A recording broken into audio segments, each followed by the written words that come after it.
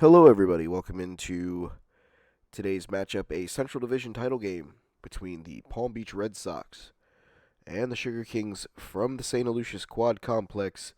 It's Mikey B. I am here for the championship game edition of Sunny Days and Double Plays, a Palm Beach commentary podcast question mark. I don't know where I was going with that. Um, I had the ability to get this game recorded. Now I'm gonna lay over some fun commentary as we will take this trip together as we are going to crown a champion in the Central Division. Going to apologize before we get too far involved, and I'm going to pre-thank the people that hang out with me for the next, well, roughly 2.5 hours, as I feel like my face is being choked out by my sinuses, so it's a little rough over here for yours truly. But we got a fun one in store for you guys today from St. Aloysius. It is, like I said, the Red Sox and the Sugar Kings. We have our managerial meeting here between Paul and Luis with umpire-in-chief Johnny Saldivar and the three-man umpiring crew. It'd be nice to see Johnny behind the plate again today as he's recovering from knee surgery. So it's cool to see him back being behind the plate for this game. It looks like we're getting some clarity on some numbers on the lineup cards. Speaking of lineups, here are your lineups for both teams, starting with the visiting Sugar Kings. Their leadoff hitter is Humberto. He is followed by Carlos, Alejandro, Yoander, Humberto, Raiden, Rodalis, Derek, Richard, Lewis, and Ramon. Their starting pitcher is Abdel. And for the Red Sox, their starting lineup will see Andrew Rubin, Cartea, Tyler Ballman, Sheldon Carroll, Jonathan Rivera, Dale Criswell, Garcia, Tommy Smith, Mac Matthews, and McCormick, with the starting pitcher being the guy who's involved in the managerial meeting right now, Mr. Paul Chassis. As we get a shake of the hands, as we are just a few seconds away here from baseball from St. Aloysius, where we will crown a champion of the Central Division. Before we begin, some keys to the game for both teams. I'll start with the visiting Sugar Kings. I think their main thing here, anybody that they get on base, they have to use the top of their lineup, the youth that they have at the top of the lineup, the speed there, to try to get in motion for the guys at the bottom of their lineup. I think that this is a team that's going to be key on hit and runs and things along those lines, so that's something to watch for them. For the Red Sox, my key here is going to be how effective Paul is with moving his pitches and his pitch command and being able to keep the Sugar Kings not just from stealing bases but off the bases altogether. Those are the two keys of the game that I have as we get ready to go here. Paul was giving signs here as someone who remembers bits and pieces of this game that actually happened a couple days ago as I'm recording audio on this. I remember that Paul was giving signs, and I'm like, yeah, we're not getting too close to that because I didn't want to deflate gate or anything like that.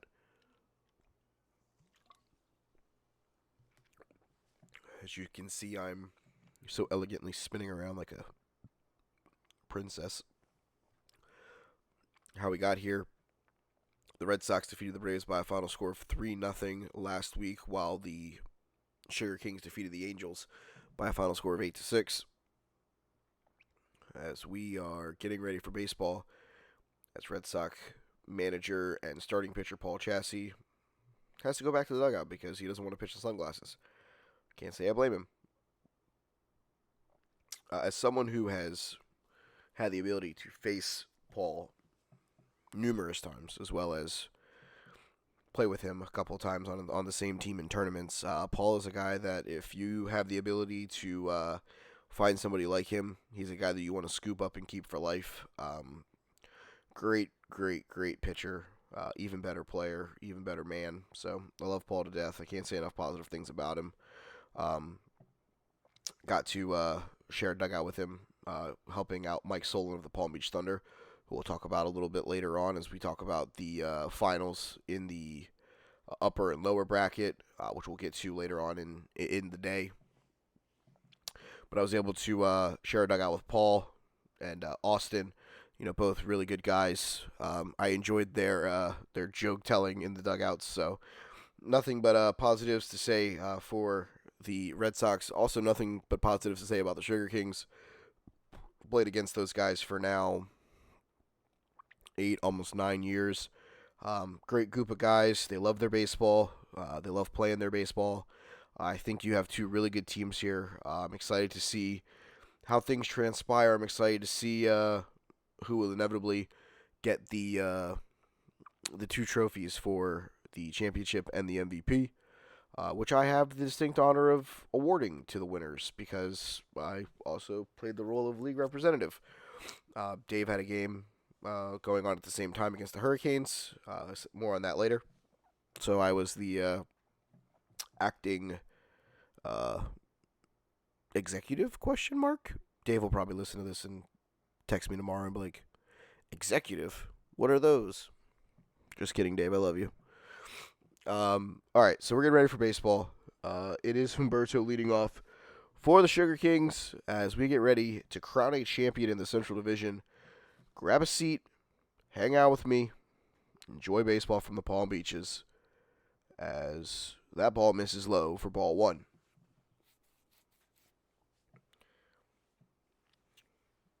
We got a good one in store for you guys today. Hope you guys are sitting back, got a nice snack, are going to hang out with me for the next about 2.5 hours. I would also like to say, and I'm going to apologize in advance, as that's strike one. You will see the first, I think it's 4 innings of this game, kind of from this view because I was filming on my GoPro. And then my SD card decided that it would be filled as we get a swing and a miss for strike number 2. And I didn't have another SD card on me, so I had to go to old trusty, the old iPhone. So the rest of the game is filmed on my iPhone. You'll obviously see when the change happens because I'm able to do a little bit more with the zoom on the phone as that's fouled away for strike 2 again. So I'm apologizing in advance for anyone who, for the first couple innings, doesn't like this camera angle, things along those lines, as that's taken for strike 3 and out number 1, and strikeout number 1 for Paul Chasse. Next up for the Sugar Kings is Carlos.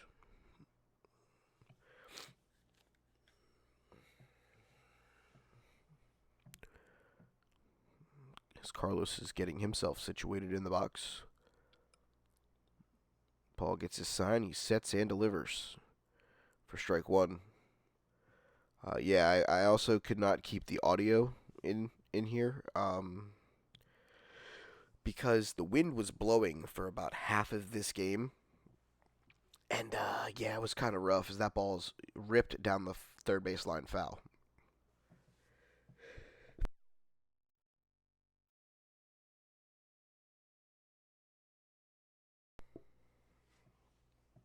Oh, man.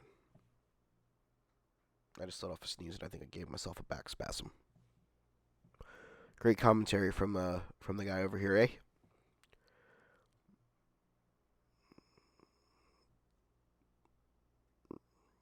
We're going to know 1 count here to Carlos.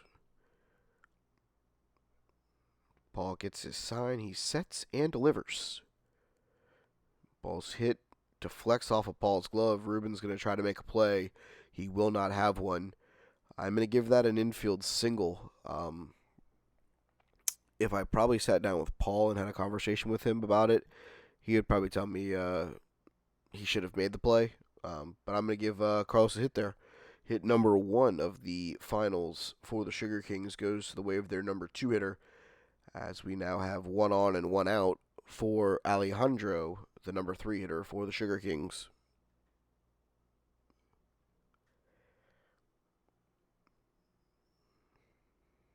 Paul sets. As Alejandro takes strike number 1.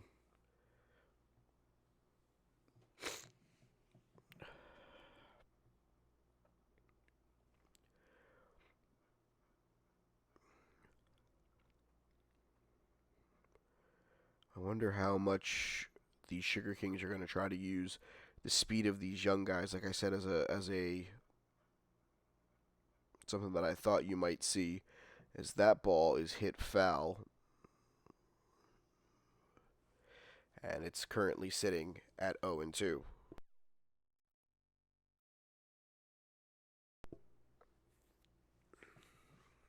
This is a time where Paul needs to use the secondary stuff to keep these guys out in front. Alejandro way out in front of that one.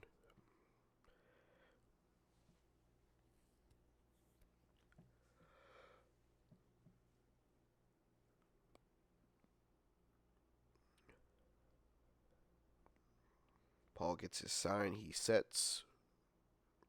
Carlos off and running. That ball's high. Throw down will not be in time. Carlos will take second base with the stolen base. And that will now set up Alejandro for an opportunity to give the Sugar Kings an early 1-0 lead.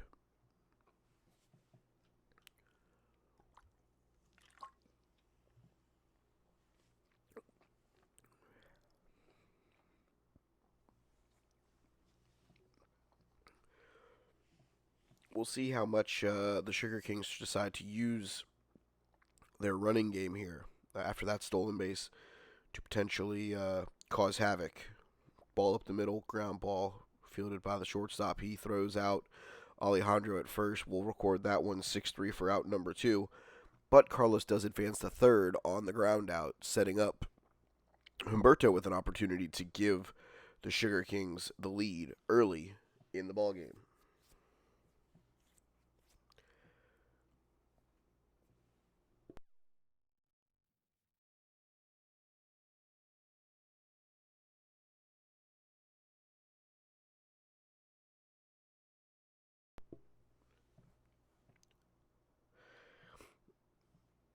Humberto wastes no time going right after the first pitch. He hits that one right up the middle. A line drive base hit will drive in Carlos and give the Sugar Kings an early 1-0 lead.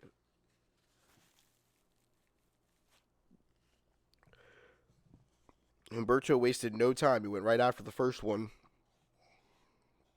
Excuse me, that was Yordian. That was not Humberto. Humberto's up now. Getting guys mixed up. The Mikey B specialty. As that ball misses for ball 1.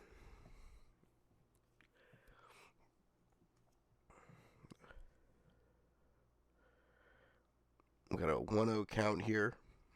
And a 1-0 Sugar Kings lead. Runner is moving. That ball is fouled away.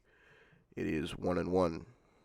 Again, the Sugar Kings, the younger guys at the top of this lineup. I was wondering if this was going to be something that they tried to do all day today, was use the guys at the top of the lineup and their speed to inevitably get the guys at the bottom and middle and bottom of their lineup opportunities with guys in scoring position. And through 5 hitters, it looks like that may be the case, as Paul now throws back behind Yadier, trying to keep him close to not let this inning get any further out of control.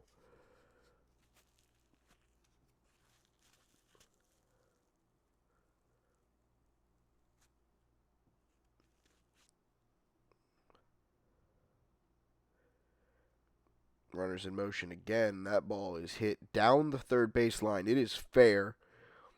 Rivera gets over to it quickly and gets it in, and we will be at first and third with 2 away.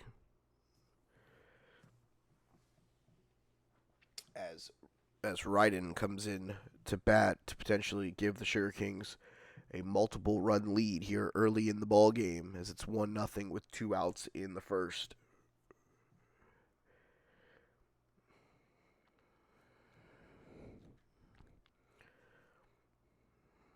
Paul trying to stop the damage.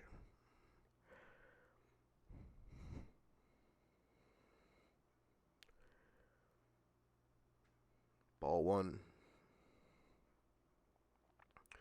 This is the part where I don't think Humberto is that much of a threat on the base path. So if you're Paul here, you really got to zero in on getting an out here to get out of this from, fly ball, ground ball, any of those options. Paul sets, delivers. That ball is hit up the middle. Takes a weird hop. Looks like it hit the ground. The ground might be hard right now. Takes a very weird hop. Shortstop has to go high in the air, makes the play for the fielder's choice to end the inning. 1 run on 3 hits, no errors, 2 men left on base as we go to the bottom of the first. For the Red Sox up, it is Andrew Rubin, Cartaya, and Tyler Ballman down 1-0. The starting pitcher for the Sugar Kings is Abdel. I've faced him a couple times in my Palm Beach Baseball League career. Good mix of pitches. Really works the inside and outside parts of the zone. Secondary stuff is pretty good as well. Great movement on it. So I feel like him and Paul, kind of the same way here. They're going to have to find those spots early and often, try to keep the run game at bay. I know the Red Sox got some speedsters at the top of their lineup in Andrew Rubin and Tyler Ballman, so try to keep those guys off the base path as much as possible.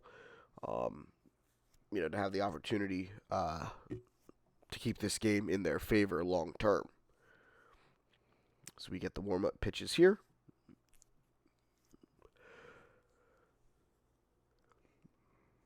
As Johnny's trying his best to keep his knee loose.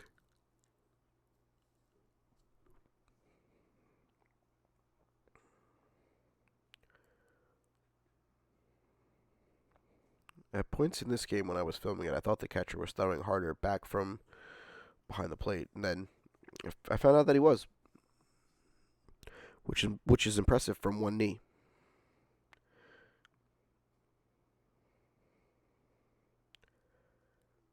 As you can tell, that secondary stuff is going to be a major key here for the Sugar Kings, trying to keep this Red Sox offense off the base path as much as possible.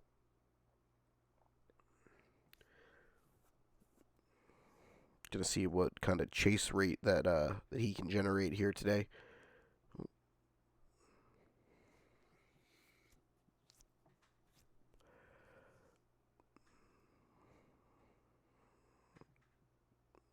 Again, I'm sorry that I couldn't keep the audio from the background noise. The wind was blowing fairly heavily at the beginning of this thing, and was unable to get it in without losing or distorting part of the video here on iMovie, as that's what I use to edit things. So unfortunately, that's where we're at.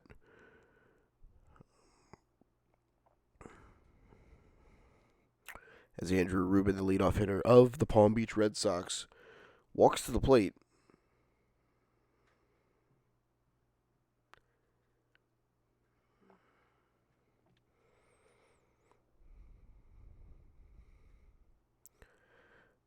We are ready for bottom of the first action from the Palm Beaches. As Andrew Rubin steps in and he swings and fouls off pitch number 1, trying to attack the pitching early. Seems to be the Rubin way.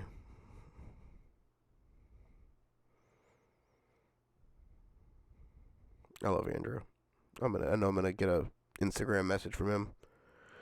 Ball is popped up and caught by the third baseman for out number 1.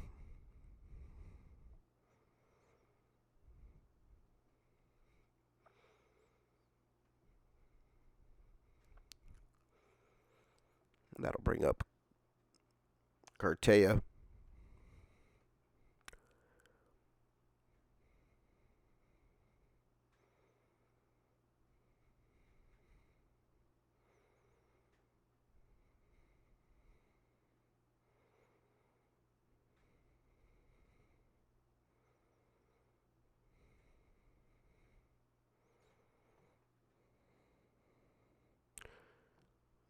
That goes as ball 1.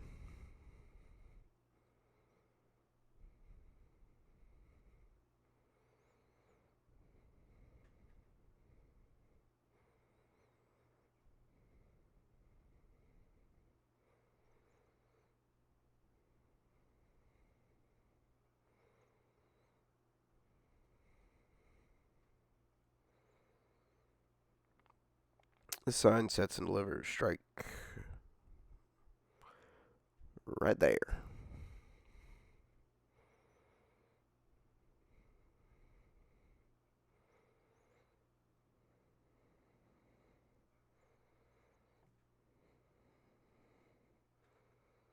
It's a ball. We sit at 2-1.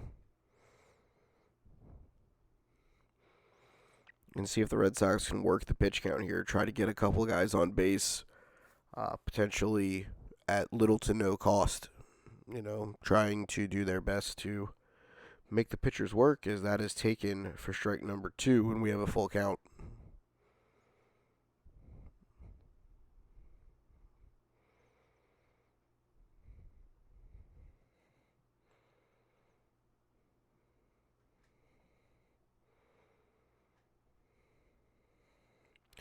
The 3-2 pitch, and we get time granted by Johnny behind the plate.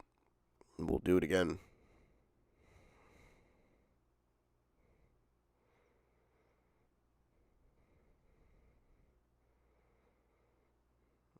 The full count pitch, swing and a miss.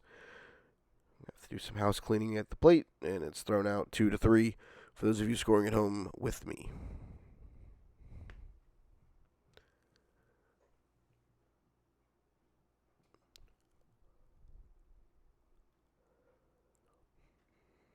Two away here in the first.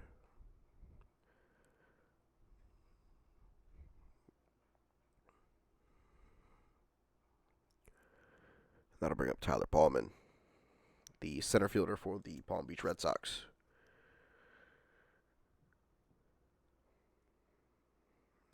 Ball one. Ballman's going to try to put the ball in play, use his speed, just like Andrew Rubin tries to do. This might be a problem for the Sugar Kings long term, as that ball is hit out into left field, and it is ran down by the left fielder to end the inning. No runs, no hits, no errors. Nobody left on base, as we are through 1 from the Palm Beaches.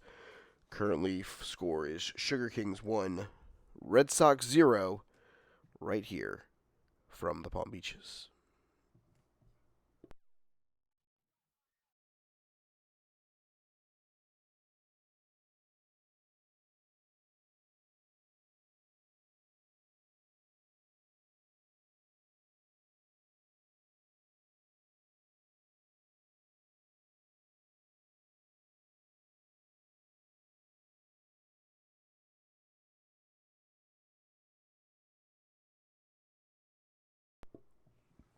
Due up here in the second is Rodalis, Derek, and Richard for the Sugar Kings against Paul Chassie.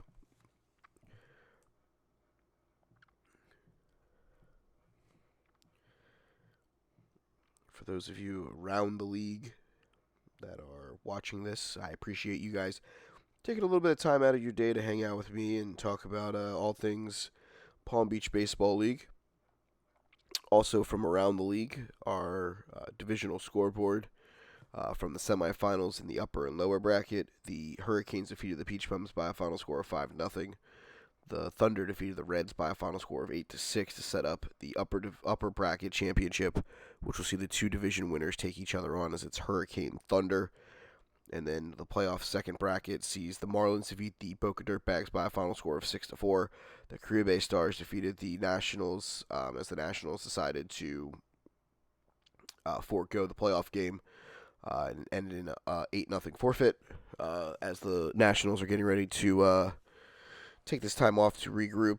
I know towards the end they were kind of short on some guys due to injuries and some other things, so they decided to forego the playoff game and just get ready to regroup for next season. As Paul Chassie gets his warm-up throws in here in the top of the second inning, as we get ready for more baseball from the Palm Beaches. We have the third down. For those of you at home that also do not know, you can follow me on Instagram at FatKidCertifiedSE or Mike Bernier _. You can also add the show Sunny Days and Double Plays on Facebook or myself on Facebook. I think that's enough of my aimless plugs. You can listen to the show Sunny Days and Double Plays on any of your major podcast catchers. I would say that that's our main sponsor for today's show is Sunny Days and Double Plays, but I feel like that would be a fairly obvious one because I am Sunny Days and Double Plays. As it partakes to Sunny Days and Double Plays, we're going through a little bit of a meeting here at home plate. I believe it's over numbers on the lineup card. I will let you all know that now that my Amazon schedule is a smidge bit not as hectic, the interview segment on the podcast is something that I am going to bring back. So look forward to that. Look forward to having guys on the show, being a part of the show. It was my favorite part of the show, but unfortunately with the holiday season and everything, my work schedule, it just became a lot to try to coordinate with someone every week. So because everybody's schedule is different, so I can't really zero in on days. I just had to kind of be open to guys in the league, and unfortunately, my schedule at Amazon working 5 or 6 days a week, that wasn't an option. So I wasn't able to be able to keep the interview segment for this season as much as I wanted to be a part of the show. The goal is to bring that back for next season. Looks like we have our differences figured out, and we're back to baseball here. In the top of the second, Paul gets the sign, sets and delivers a quick strike number 1.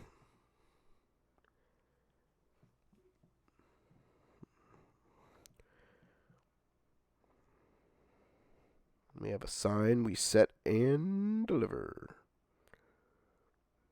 Nope. Okay, somebody stepped off, okay.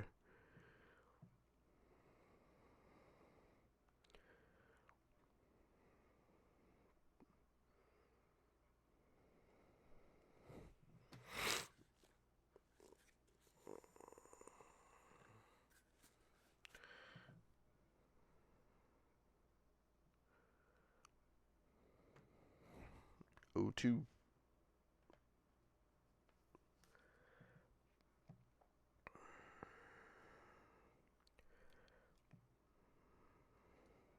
We got a sign, we set and deliver. Swing and a miss. Strike 3. Strikeout number 2 on the day for Paul Chassie. And there is one away in the second as up comes Derek. Paul going right after this part of the lineup so far, pounding the strike zone. Something that Paul, whenever he's on, will definitely keep the ball around the strike zone. So if you're the Sugar Kings here, can't let Paul get into an early groove. If so, it could be a bad thing long term for you, as that's taken for ball number 1.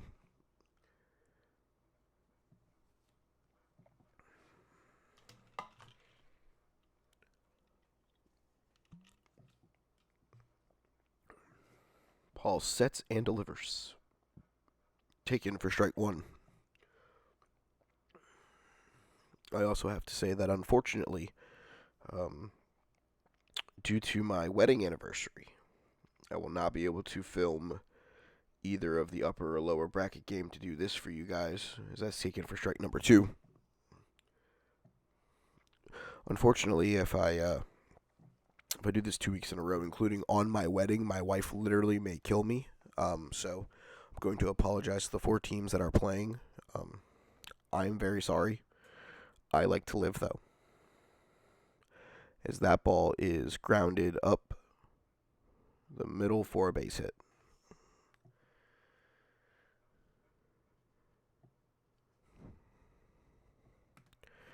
One on, one out for the Sugar Kings, as up to the plate comes Richard. Yeah, so unfortunately I will not be able to get out there this weekend to film. I will do a preview of both games a little bit more in depth on this week's show, which you can listen to on any of your major podcast catchers. Just go to that and search Sunny Days and Double Plays, or you can follow me on social media where I will share the link once the episode is live. That misses low for ball 1.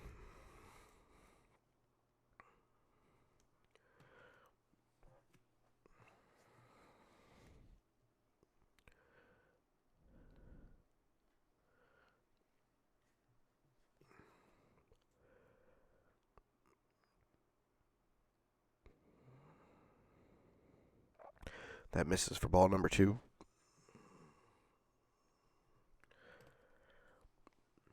A quick 2-0 count to Richard.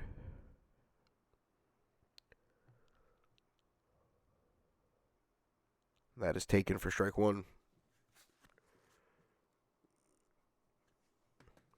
2-1 to the 9-hitter in the Sugar Kings lineup today.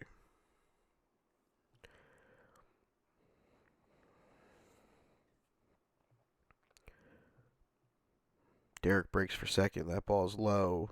The throw will not be in time. Another stolen base for the Sugar Kings.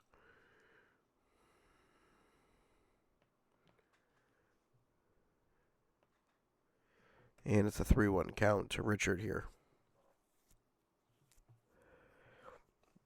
A base hit could score the run and give the Sugar Kings an early 2-0 lead.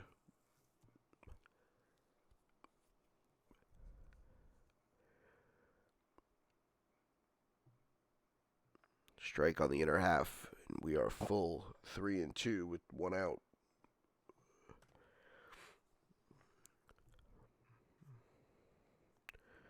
Not in enough, says Johnny on that pitch.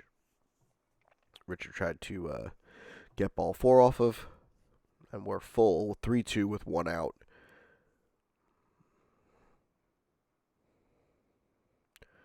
Paul comes set, looks the runner back to second. He comes and delivers. That ball is hit out on the ground to third. Thrown over to first to get the out. For those of you scoring along at home, we'll score that one 5-3, and there are 2 outs in the top of the second as Luis steps to the plate.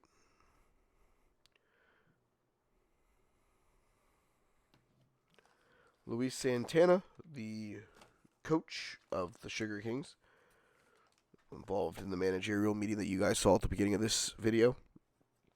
We'll step up here in the bottom of the second with 2 away, trying to get that runner in from third to expand the lead.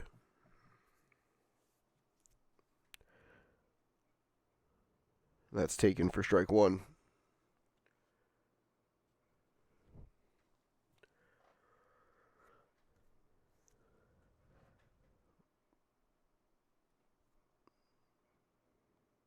Ball sets, delivers, fouled away.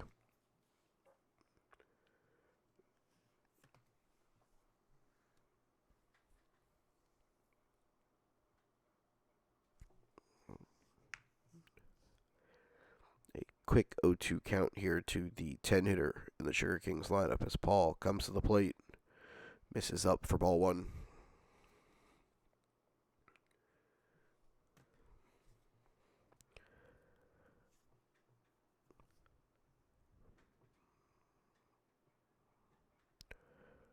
Paul rocks and fires to the plate.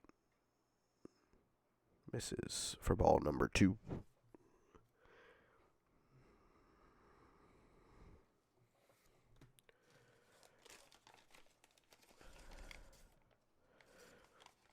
Kohler really wanted that one, the catcher for the Red Sox. Tried to stick that one. As that ball is hit on the ground. That one will go in the book as an E4, allowing the run to score. And a early 2-0 lead for the Sugar Kings.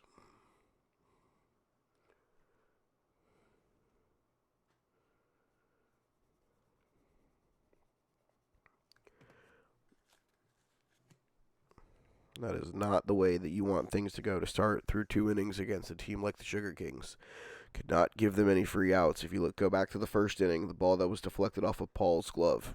I know I gave the guy a hit on the play, but those are ones where, those go your way. Those are outs that you record, and there's no runs on the board as Luis Serpa, the 11-hitter in the Sugar Kings lineup, steps to the plate and takes strike number 1.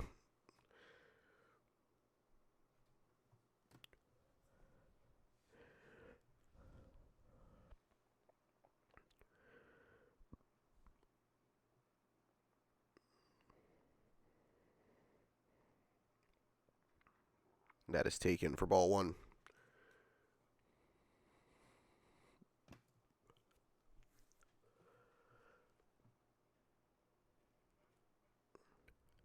We'll see if that error causes any more damage to the Red Sox chances. As that ball is hit on the ground. And it's out, number 3.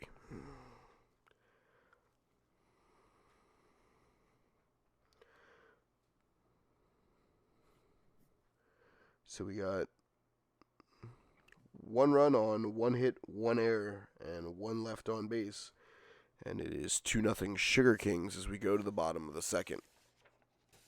Due up for the Red Sox this half inning, Sheldon Carroll, Jonathan Rivera, and Dale Criswell, as the Red Sox look to get back in this ball game, trailing 2-0.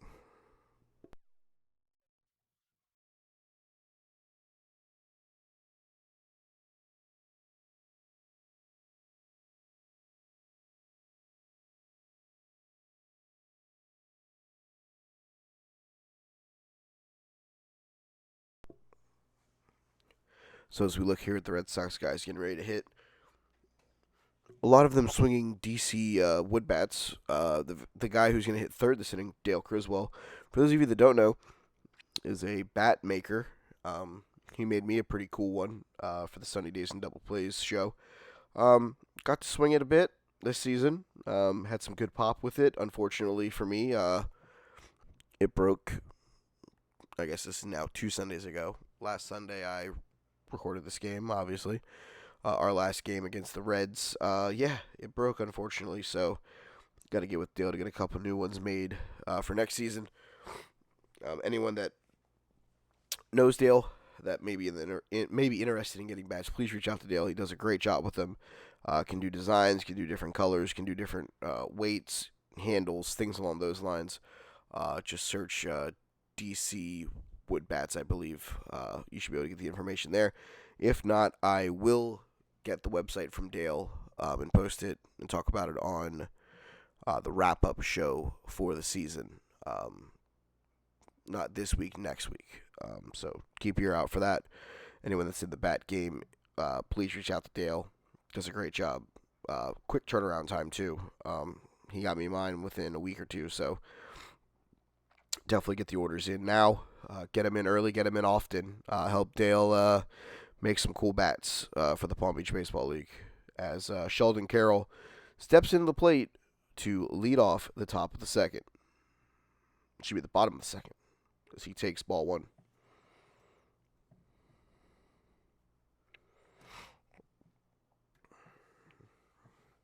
Sheldon can really mash it.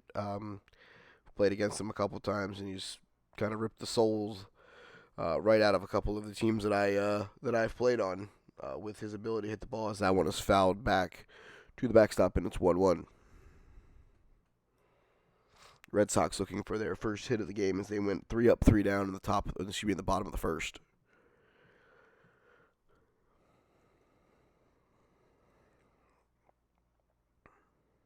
That ball is put in play, and that ball is going to get down, and it's going to be extra bases.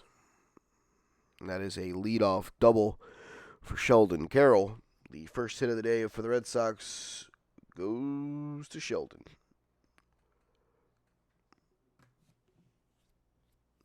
And that will bring up left fielder Jonathan Rivera.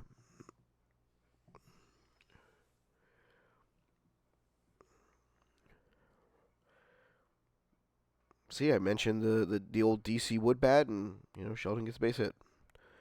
I feel like Dale's knows what he's doing.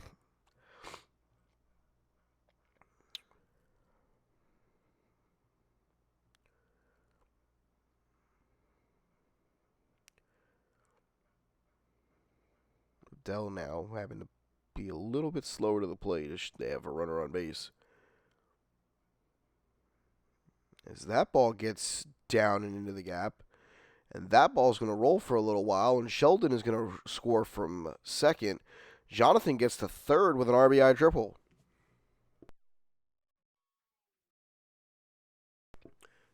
And just like that, the Red Sox are back in this one. They trail by a score of 2-1.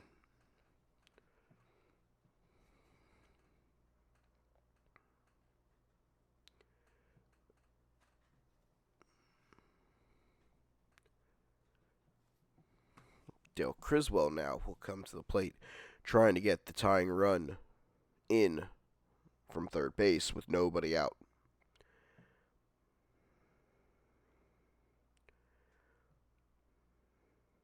He takes strike one.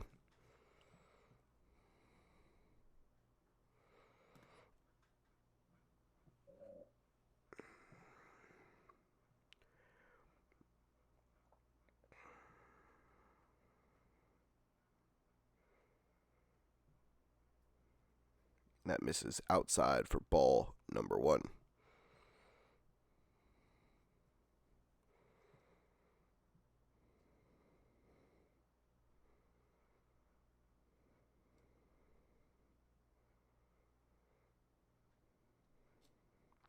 That misses low for ball number two. Speaking of Dale, we talked about the wood bats. I don't think he'll be too mad at me for sharing this because it was shared to me by the votes for the award ceremony, which we'll talk about on the show in a couple weeks as Dale swings through that one, and it is 2-2.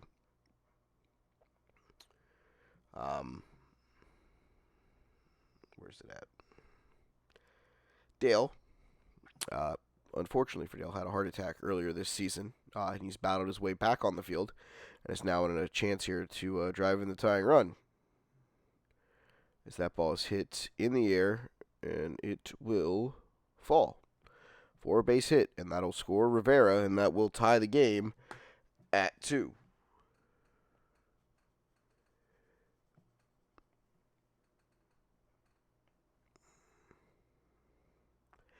And just like that, Dale gets the non-runner, and Tyler Ballman will be the courtesy runner on first, as he was the last to bat it out, and we're tied at 2.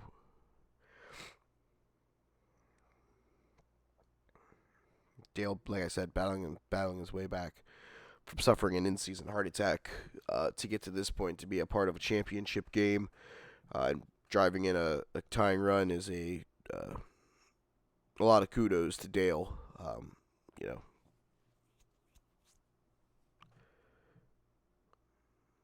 that ball is bunted foul for strike one. There's Johnny telling me to stay still because I was going to get the ball for him. So he'd have to stretch his knee out.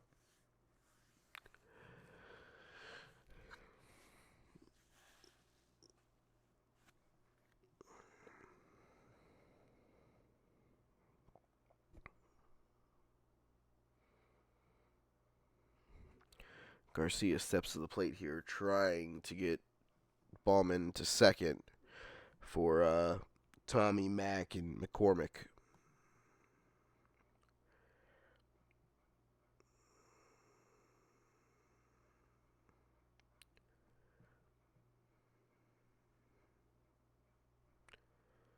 Sets, picks over. Bowman is back safe.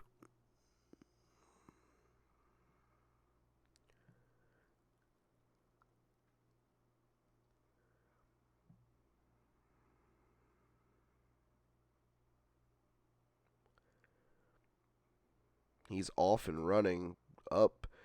What a throw by the catcher from his knees. Throws out Bowman for out number one.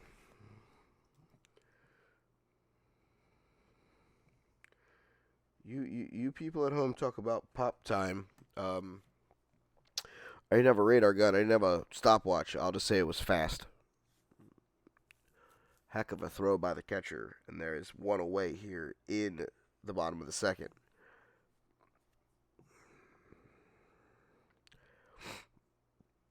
That may change the mind of some Red Sox runners if this catcher is behind the plate the rest of the day, as that's taken for strike number 2.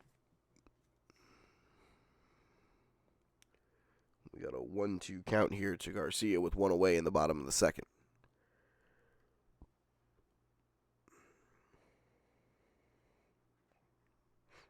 Strike 3 looking. That is strikeout number 2 on the day for Abdel.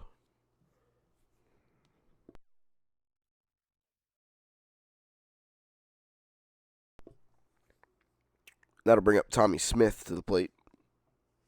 Used to play with Tommy as a member of the Palm Beach Mets with the Romero brothers. Great guy, good hitter.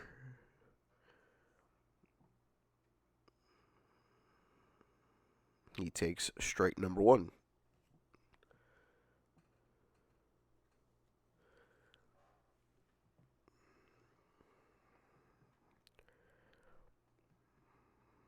Dell gets the sign.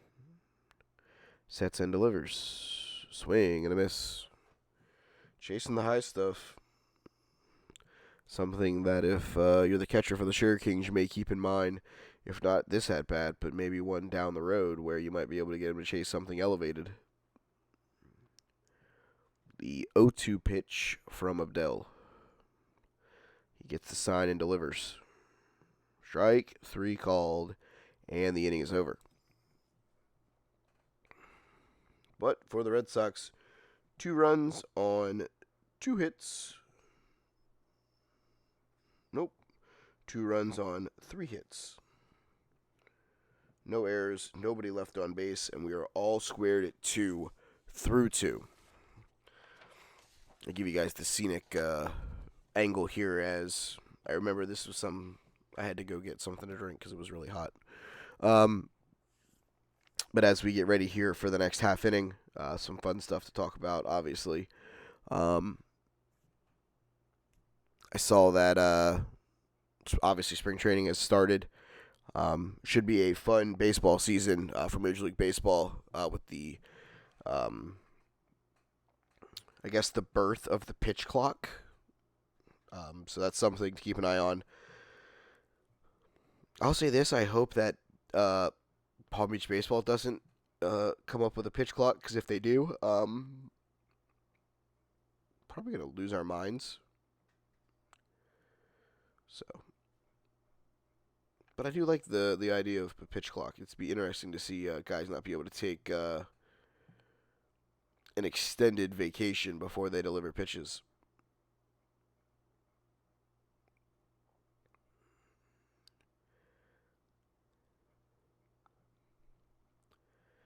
As we are getting ready to go here. It's the top of the lineup for the Sugar Kings. It is Humberto, Carlos, and Alejandro as they look to regain the lead here in the top of the third. It is 2-2 as we get ready for more baseball action. Paul rolling right into it from the get-go, and that is ball 1.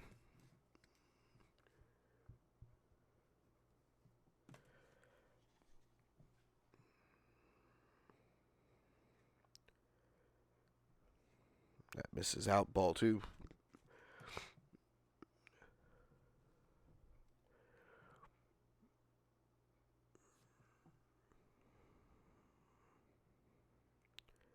There it is, strike number 1. 2-1 to the Sugar Kings leadoff hitter.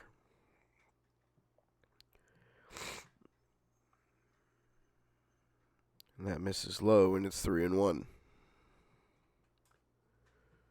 Humberto struck out on 4 pitches his last at-bat. Looking for a better resolution to this one. That ball is hit on the ground.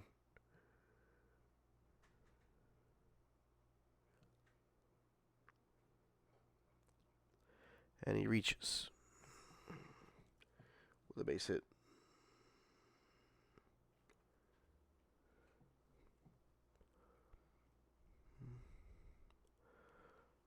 And that'll bring up Carlos. Carlos singled his first at-bat and then stole a base and scored the first run of the day on the Yoander base hit later in the inning. We'll see if the Red Sox are able to keep the run game at bay here. As that ball is low and actually skips away, but unable to advance was Humberto, and it is ball 1 to Carlos.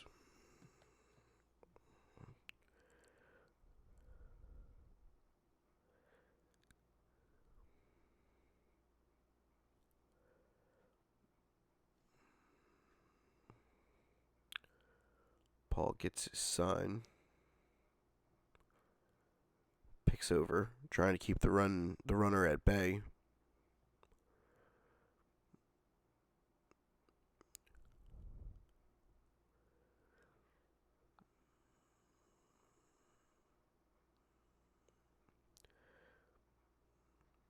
Ball's hit on the ground. And that will go in the book as a double play, 6-3. And there are 2 away.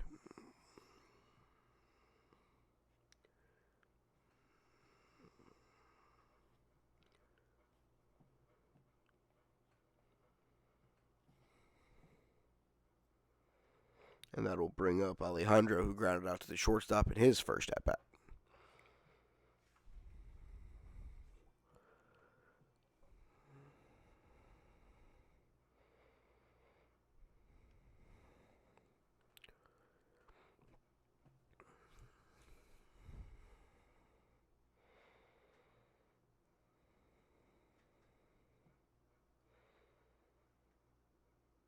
Paul gets his sign, rolls right into it. And that ball is fouled. Nope, not fouled away. Popped up and caught in foul territory. And the inning is over.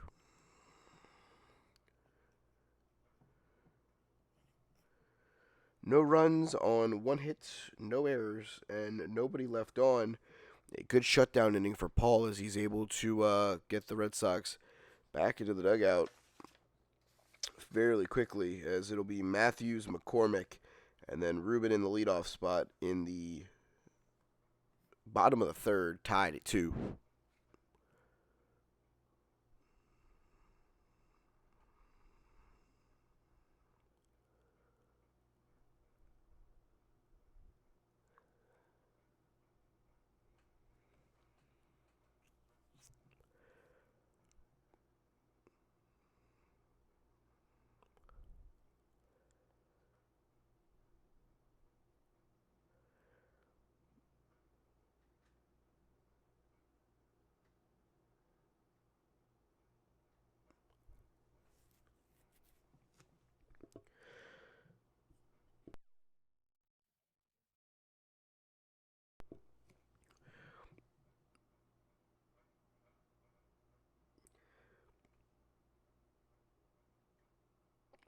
Nine, 10, 1 here for the Red Sox as they try to keep it going after scoring 2 in the bottom of the second here. Bottom of the third.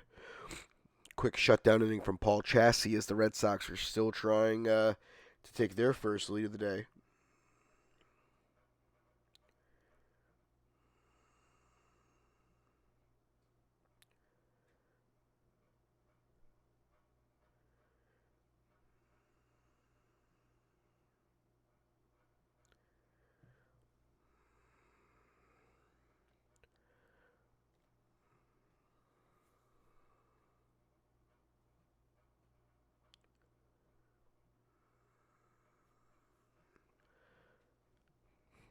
As Mac will lead off the bottom of the third for the Red Sox here.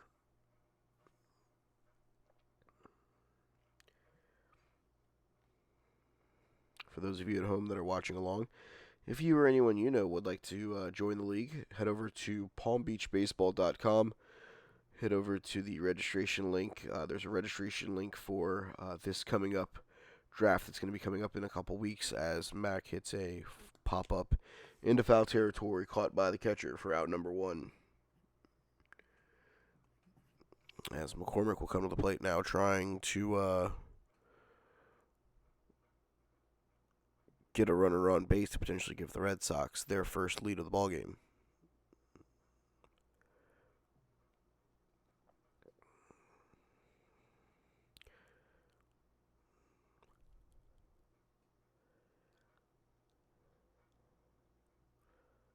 He takes low for ball 1.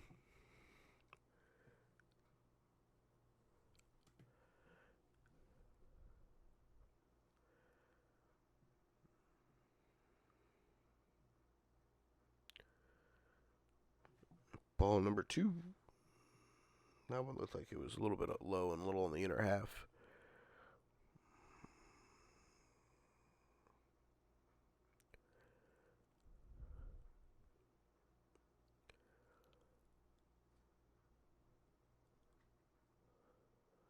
That ball is hit on the ground, fielded by the second baseman. We'll score that one 4-3, and there are 2 away here in the bottom of the third.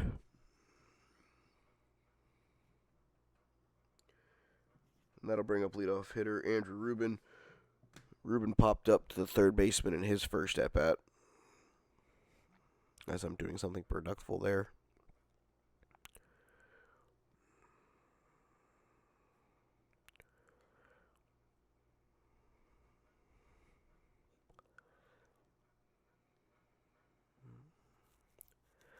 And that is ball number 1.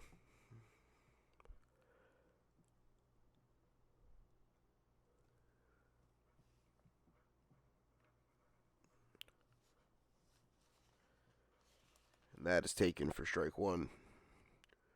1-1 here to the Red Sox leadoff hitter.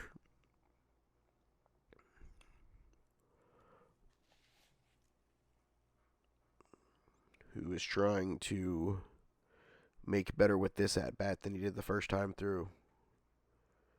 That is strike number 3, swinging, tagged out by the catcher, and the inning is over.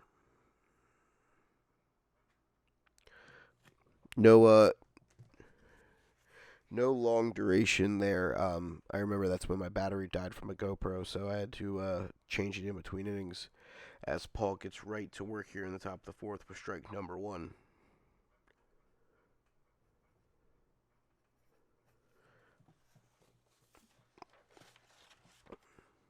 As you hear me ruffling papers. Diving stop by Sheldon. Paul wins the race to the bag for out number 1.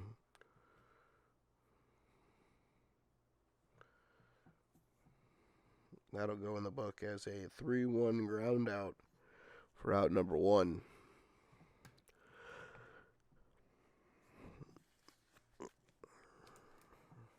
Good play by Sheldon for the diving stop. Great job by Paul to get over and cover the base.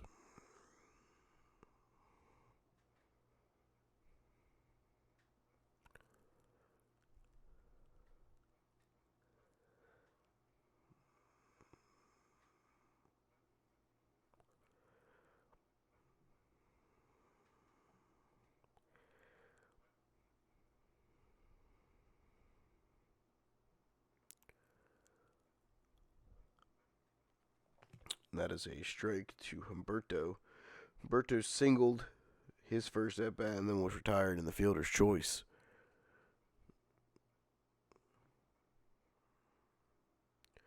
That misses up for ball. 1 away here, top of the fourth, tied at 2. For those of you who somehow fast forward to the 59-minute mark of this 2-hour and 30-ish minute contest, as that misses for a ball. My inevitable goal in this, guys, just so you know, is that I can inevitably get the ticker that has the score that I can then, keep track of it that way. But this is my first, is that a fouled back for strike 2? This is my first adventure into filming and then going back and doing commentary over it.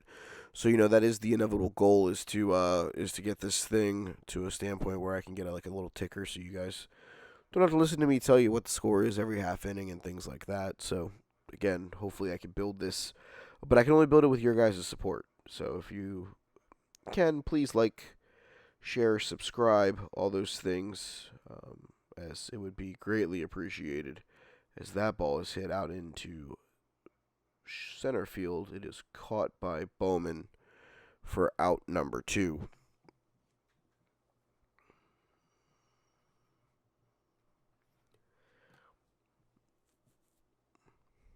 Yes, if you guys are liking this, or if you guys know someone who may like this, please like, subscribe, share it with them. Tell a friend to tell a friend.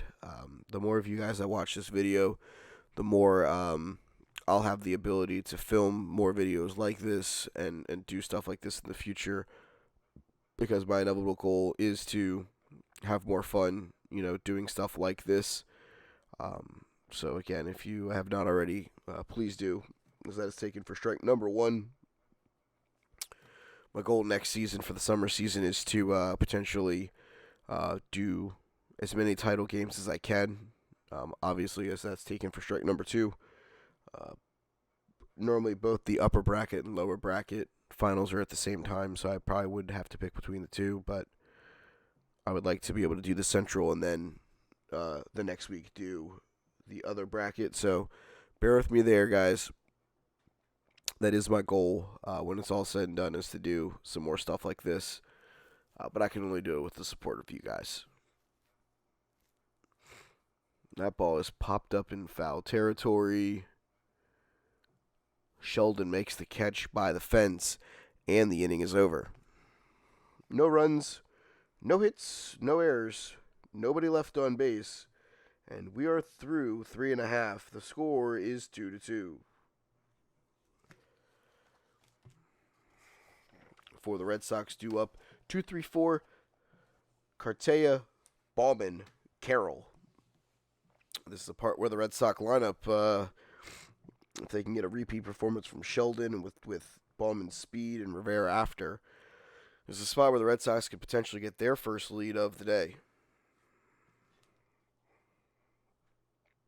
Obviously, we've now seen the arm of the catcher for the Sugar Kings.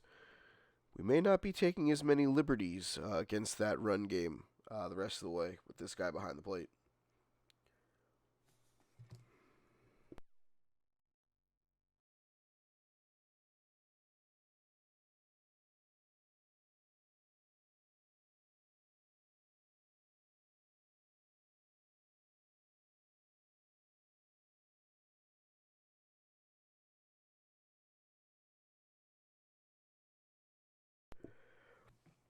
As you can see, I'm moving from the third base side to the first base side. I filmed a lot of the game so far from that side, the third base side, because of the glare. Which you can see, this is it's pretty glary right now down the first base line. So it was one of those where I was trying to keep the video content as crisp and clean as I could. So I stayed down the third base line a lot because I wanted to be able to see the video on playback. Obviously, that isn't beneficial whenever both teams are fairly loaded with right-handed hitting. So that was unfortunate. But again, this is all a learning curve. It's all about learning what to do and what not to do. You can see here the sun's kind of coming out. The glare here is a little rough.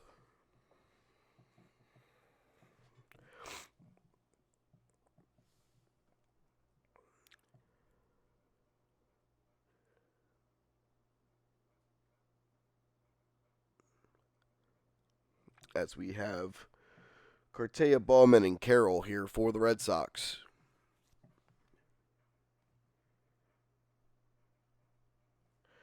And that misses for ball 1.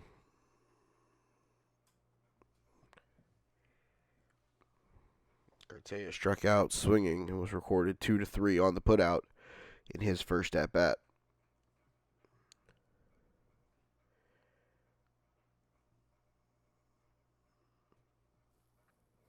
That ball is fouled away. And it is 1-1.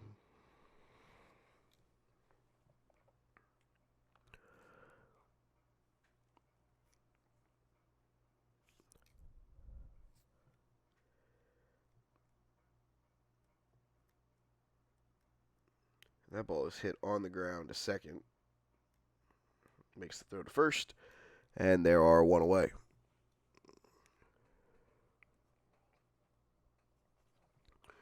And that'll bring up Tyler Bowman. Bowman hit a line drive out into the left center gap, which ran down in his first at bat. Then ran for Dale Criswell and was thrown out by the catcher a little bit later on in the second.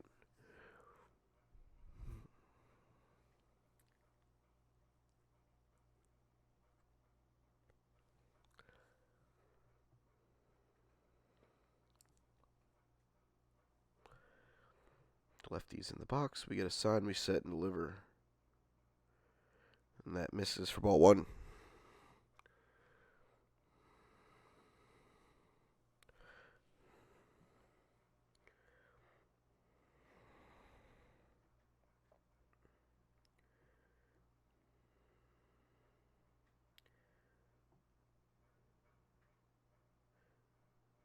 That is taken for strike 1, it looks like.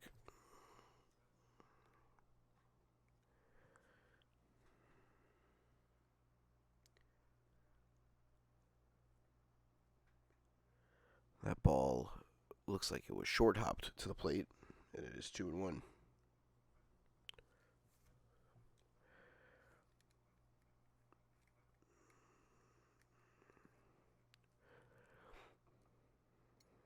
Again, the Sugar Kings want to keep this guy off the base path. Could be a real problem later in the game, especially going first to third on balls hit, balls in the gap. He could score from first with his speed. As that misses for ball 3. And it's 3-1.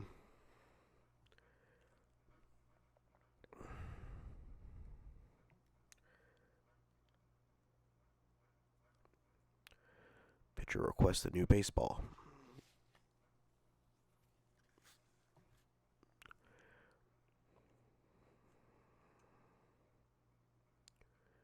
We get a sign, we set and deliver.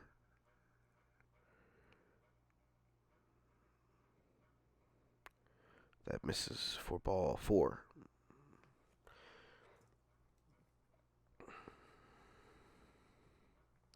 One on, one out, and that'll bring up Jonathan Rivera. Rivera in his first at-bat hit a triple into the right center gap. I'm sorry, this brings up Sheldon Carroll, who hit a double in his first at-bat. Sheldon trying to repeat that situation to get another guy on base for the guy who hit a triple in his first at-bat, and Rivera that follows.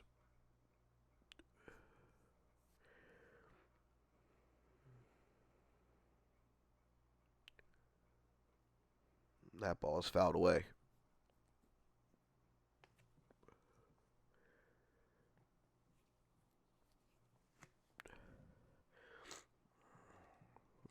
Sheldon, like I said, doubled his first at-bat, scored on the Rivera triple for the first hit and run of the championship game for the Palm Beach Red Sox.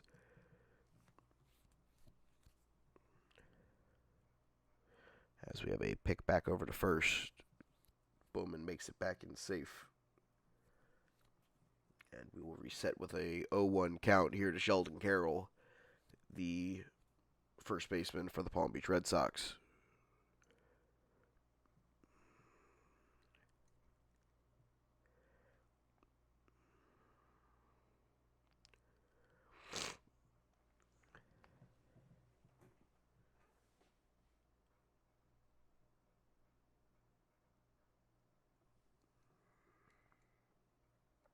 We'll see if Sheldon's able to do something here to potentially give the Red Sox their first lead of the ball game.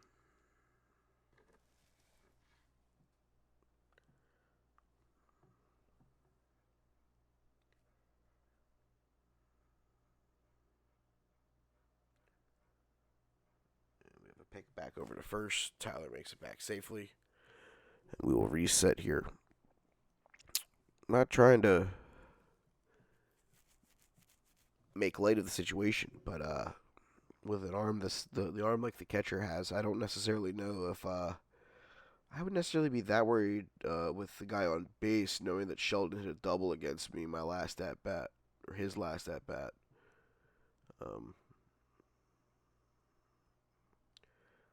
Sheldon swings through that one for strike number 3, but Bowman does steal second.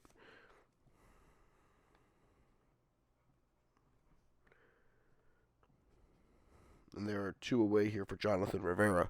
Rivera tripled his last at-bat into the right center gap and then scored on the Dale Criswell single.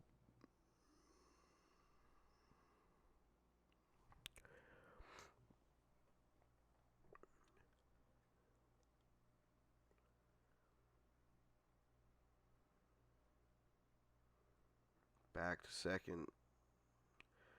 Thinking about Bowman a lot here.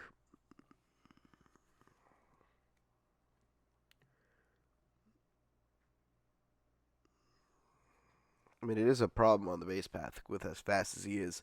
Anything hits the outfield here, it looks like he should probably score. It would give the Red Sox their first lead of the ball game.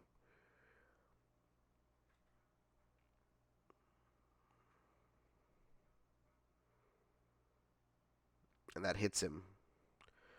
Rivera's hit by the pitch, and that'll set up first and second with 2 away for Dale Criswell. Criswell singled his last at bat.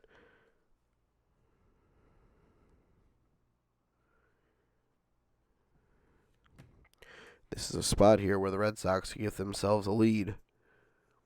Paul looks like he's found a pretty good groove.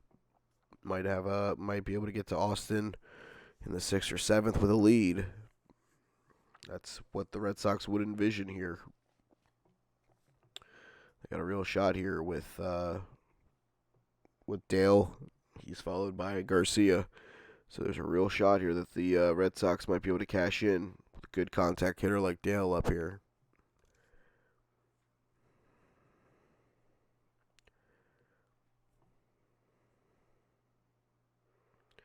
First and second with 2 away.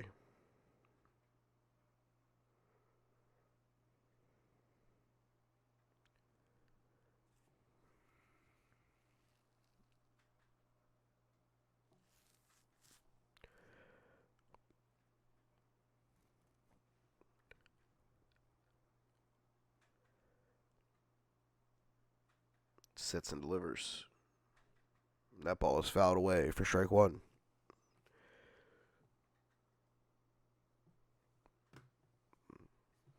We got an 0-1 pitch here to Dale, who, like I said, 1 for 1 on the day with a single and an RBI. He scored Rivera his last time.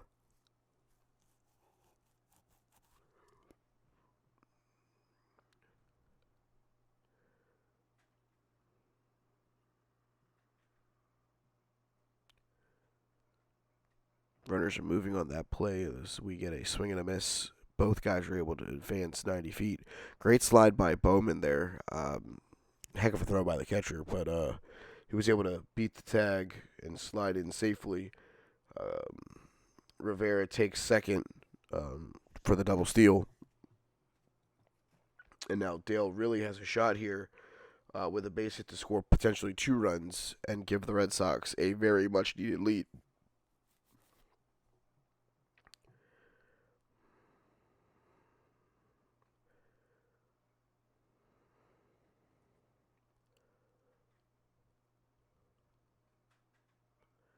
Slow and methodical pace from the pitcher here.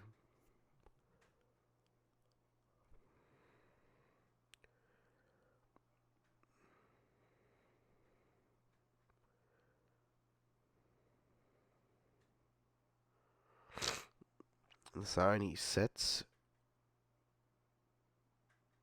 and steps off. And we will do it again.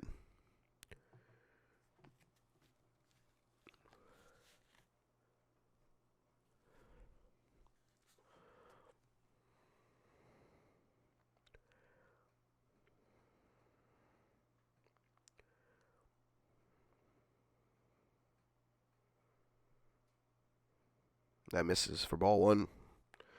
1-2 count here to Dale Criswell, the other Red Sox first baseman. As him and Sheldon Carroll are splitting time over at first base today.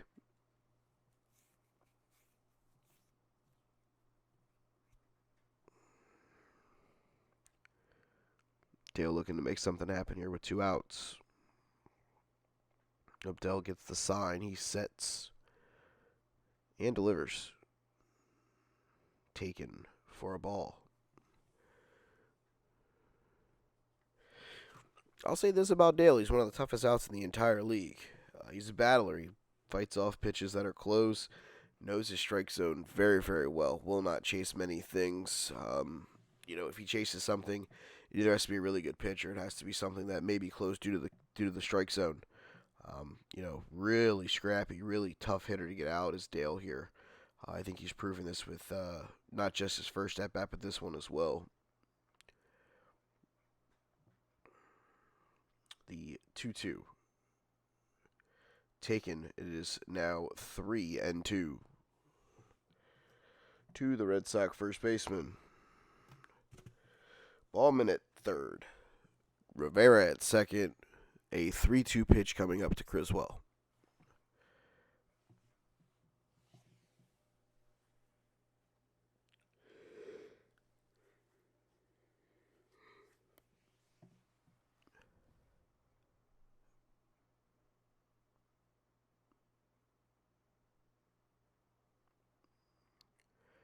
Abdel gets his sign, sets and delivers. The ball's hit on the ground towards second. They get him at first, and the inning is over. A golden opportunity for the Red Sox goes by the wayside. No runs on no hits, no errors, 2 left on base for the Red Sox as we now go to the top of the 5th. I think this is the time that I actually end up having to go to my phone due to the GoPro dying. Is that a strike one? You'll see me be able to zoom a little bit better here for the rest of the way, guys. So if you've made it through an hour and 17 minutes, I think the content just gets better from here. As that misses for ball one. If you haven't made it that far and you're looking for the better content, it's 1 hour, 17 minutes, and 30 seconds. We are in the top of the 5th. It is 2-2 as that ball is hit over to third. And on the tag, they were able to make the out for 1 away. And that'll bring up Derek, who singled his first at-bat and scored the second run of the day for the Sugar Kings. He was able to steal second base and then scored on the error off the bat of Luis. As that is taken for strike one. Derek gives me the old Juan Soto vibes there with the shimmy in the box. Yeah, I'm also going to apologize in advance, guys. There's sometimes you're going to see my finger or hand. It's from holding the camera that long. It kind of hurts. See, there's a little bit of a zoom as that ball gets down and will roll for a while as that looks like Derek's going to get to third, and he will with a 1-out triple. That ball went into the right center gap. And that's a 1-out triple for Derek. A big turn of events here for the Sugar Kings. As Richard will now have a shot to come up and potentially drive in the go-ahead run.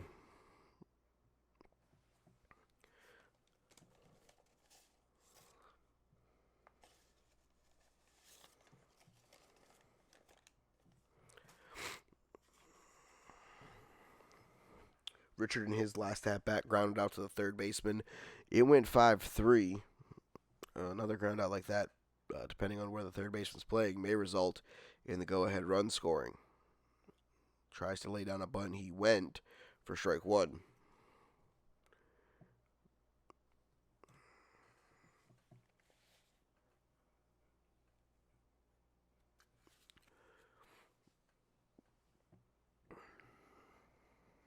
Paul here trying to find a way to keep the Red Sox squared. And that misses up and in for ball number one. Like I said, Paul here trying to find a way to keep the Red Sox squared as we're in the top of the 5th, tied at 2. Sugar Kings have a runner on third with an opportunity to take the lead again.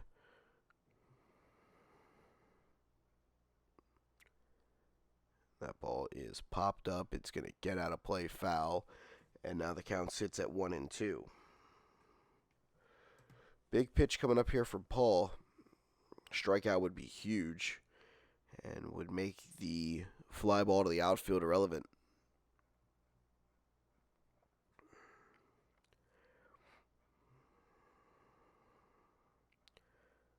Paul looks in, gets his sign, looks at the runner. He sets and delivers. Fouled away. Richard fighting for his life in the box. Count is still 1-2. As Richard's trying to find a way to get Derek in from third to give the Sugar Kings their second lead of the ball game.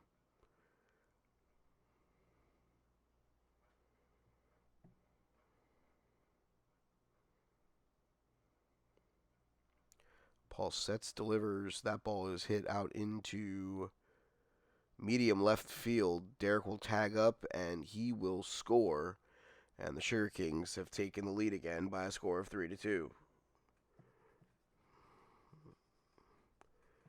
Just as I said, if you could make the fly ball irrelevant, it would have been beneficial, but unfortunately that was not the case as the runner scored. And we have a pinch hitter here in Luis's spot, number 37.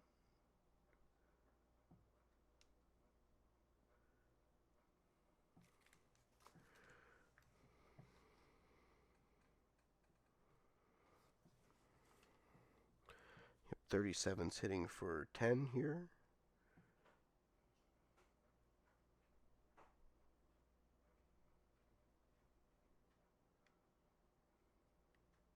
Giorma.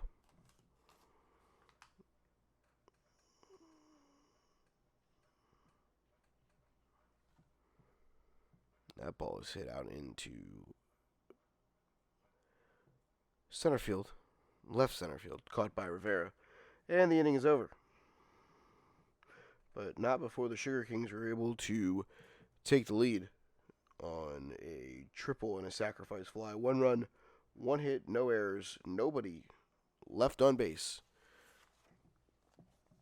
As we now move to the bottom of the 5th, it will be Garcia, Smith, and Matthews for the Red Sox, trailing 3-2. I will also say that for the rest of the way, due to having to use my iPhone, I was able to not have to sit through the pitchers warming up as much. So we're going right back to baseball. I didn't know if I was going to be able to, with my GoPro, do the same. I probably should have, because it would have been smaller content. But, again, we learn through these things. Bottom 5 here, it is 7-8-9 for the Red Sox, trailing 3-2.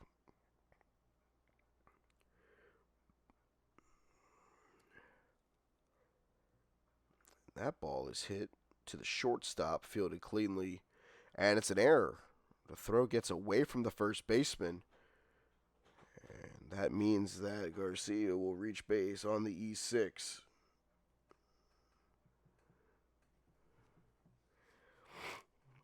Let's see what's able to happen here. That's a turn of events that I don't know that anyone thought was actually going to occur here. That brings up Tommy Smith. Tommy struck out looking his first time up. Was fooled by an inside fastball that caught the corner.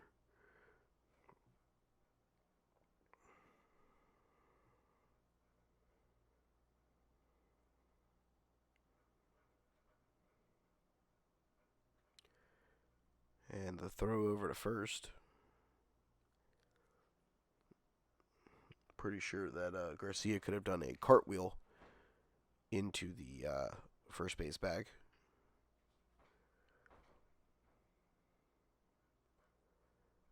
Tommy lays down a bunt.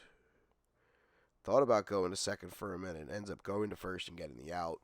We'll record that one 1-3 on the sac bunt. And there's one away as Garcia gets to second for Mac. Mac popped up his first at-bat. Was caught by the catcher in foul territory as Tommy's going to get some love from his teammates for being able to get Garcia into scoring position.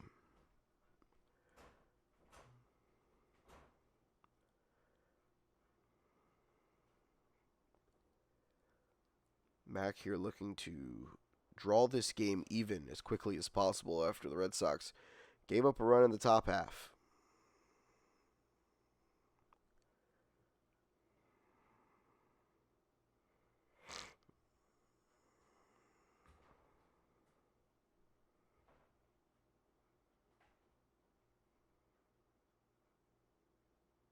misses for ball one.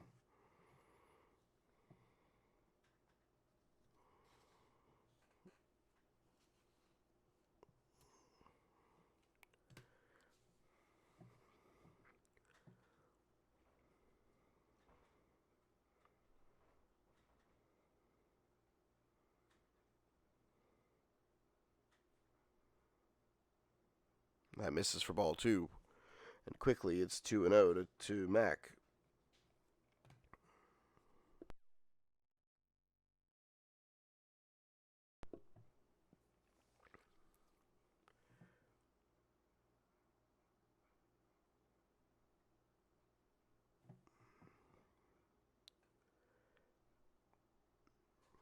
Pitcher gets his sign, he sets, looks at the runner, and then delivers to the plate. That misses for ball three. So my fat finger covers up half of the screen.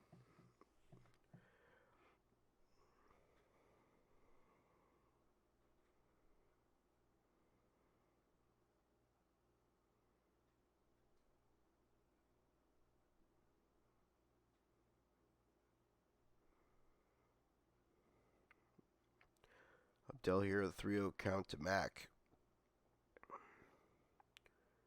And that misses low and in. That's 4 straight balls. As Mac gets the bases on balls. And that sets up first and second with 1 out for McCormick.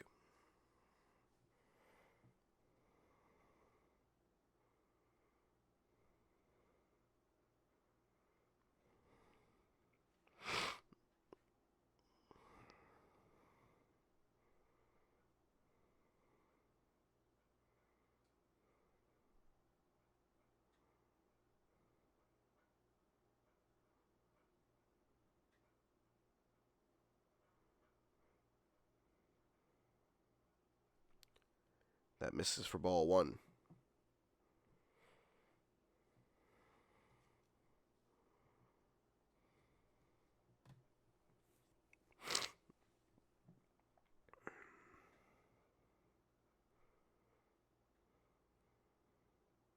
The 1-0 to McCormick. That misses out for ball two. Catcher for the Sugar Kings really wanted that one. It is not in the Johnny Saldivar strike zone, though. Our league umpire head gets the play duty again for this one, as I mentioned in the managerial meeting to start this this stream.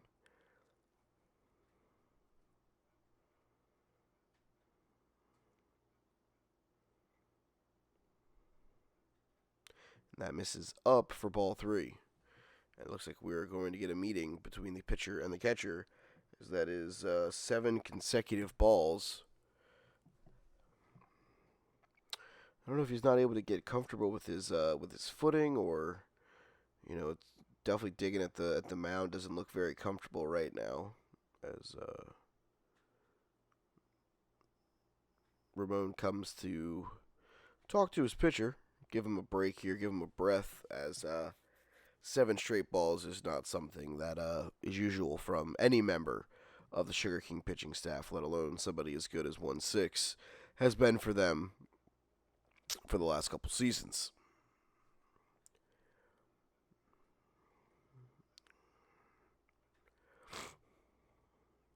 Mac returns to first base, as does Garcia to second. It is a 3-0 count here to McCormick, with a shot to tie this game up, as it is 3-2 Sugar Kings in the bottom of the 5th.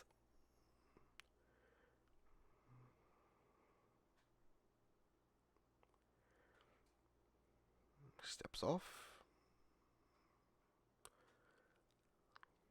Abdel looks like he gets his sign, looks the runners back, sets and delivers the 3-0. That is taken for strike one.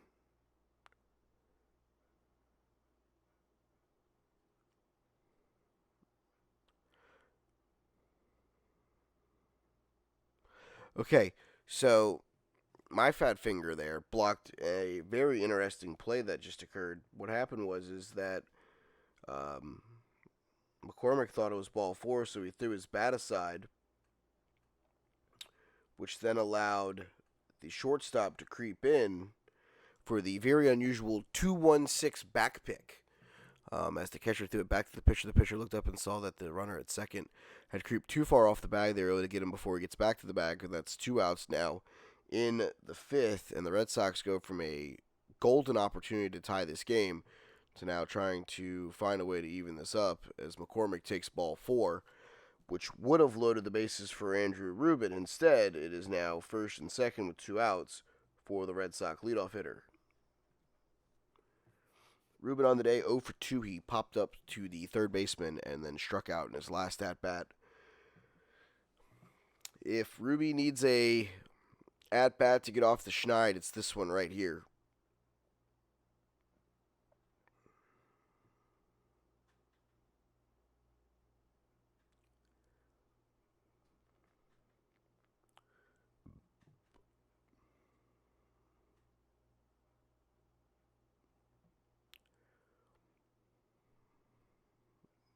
Rubin is ready to roll. Dell takes the rubber.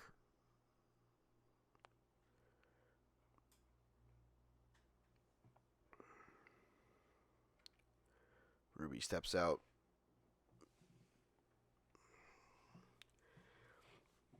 If I'm Rubin here, I think I'm going to take a pitch or two.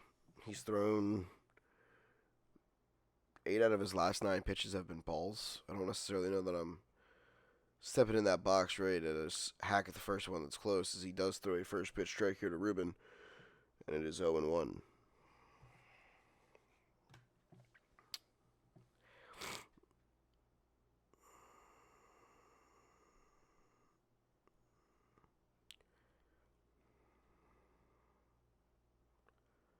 Abdel here trying to find a way to keep the Sugar Kings in the lead as we can end the 5th. Picks off the second. The runner is back safely.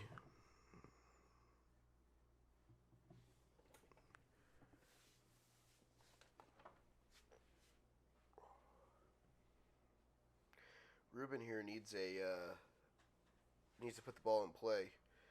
Can ill afford to not make the Sugar Kings potentially have to throw out his speed at first base.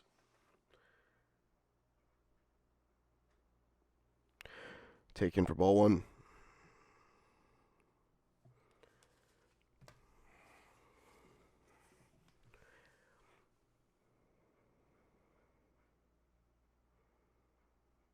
The 1-1 to Rubin.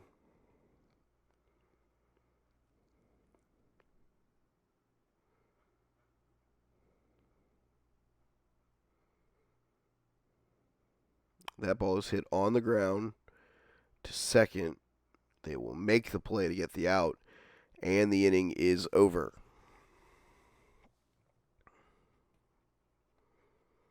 So that's no runs on no hits, 1 error, and 2 left on base. We roll right in to the top of the 6th. It is Ramon. And then the top of the lineup, Humberto and Carlos, as the Sugar Kings look to build on their lead. Austin Price, the new pitcher for the Palm Beach Red Sox, as that ball is hit to second. It's hit to third, fielded, and the out is required. Out is recorded. Wow. And there is one away here in the 6th. Austin Price, your new pitcher for the Palm Beach Red Sox. That will close the book on Paul Chassie. Paul went 5, allowed 3 runs, all of which came from, 2 of which came earned, while striking out 2.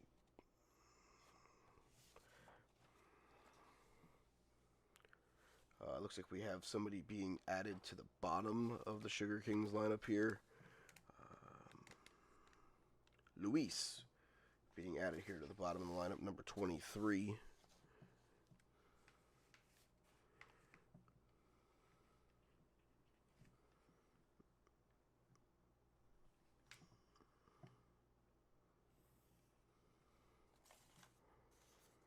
he swings through Austin's first pitch.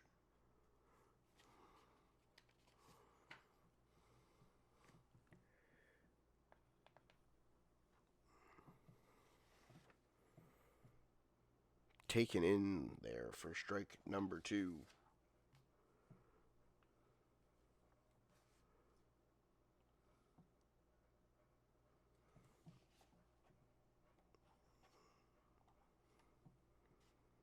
That misses for ball 1.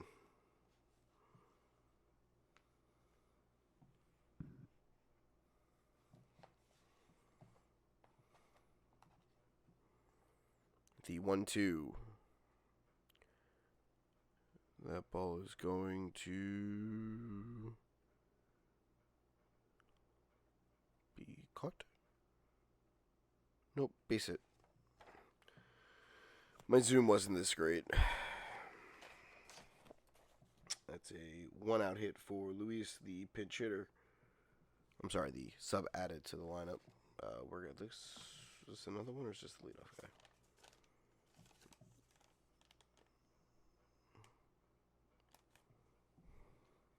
So this is the 2-hitter, Carlos. So Luis was a pinch hitter. He pinch hit for the leadoff hitter, Humberto, as Carlos pops up in foul territory, and there are 2 away. He popped up to Dale.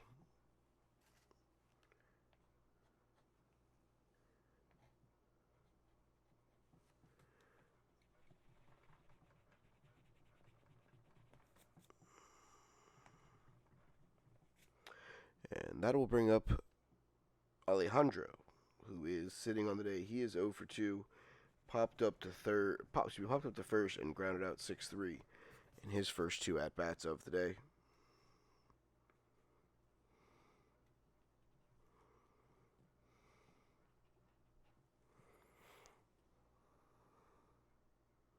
Runners often moving the throw offline, not in time. Strike on the pitch, but a stolen base for Luis, as we have another Sugar King in scoring position with 2 away.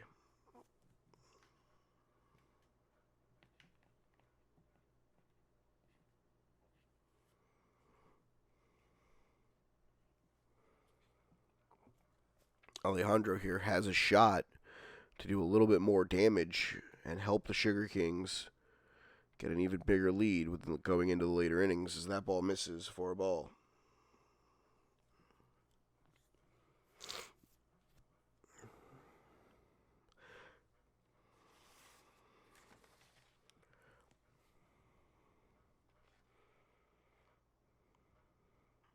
That ball is hit in the air. It is caught by Bowman, and the inning is over. No runs on 1 hit, no errors, and 1 left on. As we move to the bottom of the 6th, it is 3-2 in favor of the Sugar Kings.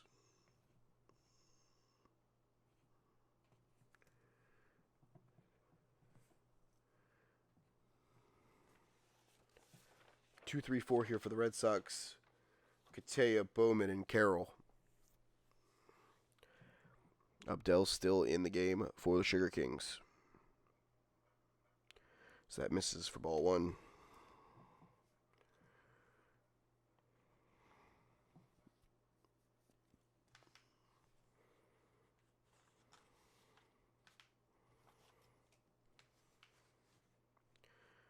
That ball is fielded by the shortstop. Great play by the shortstop to record the out. There is 1 away on the 6-3 ground out.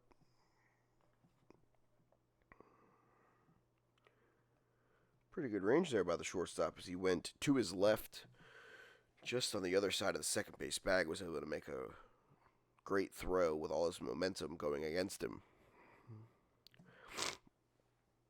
That'll bring up Tyler Bowman. Bowman is 0 for 1 on the day. He flew out, walked, and was stranded at third his second at-bat.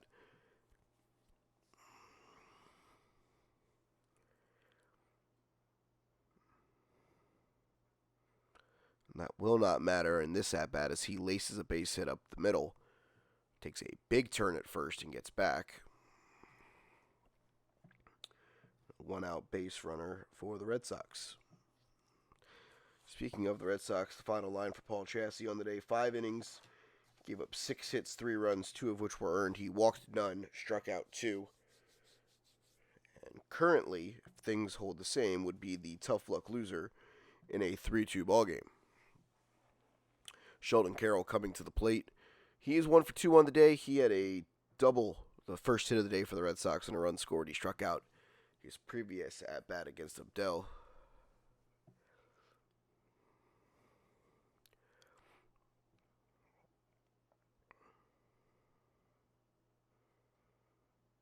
That misses low for ball 1.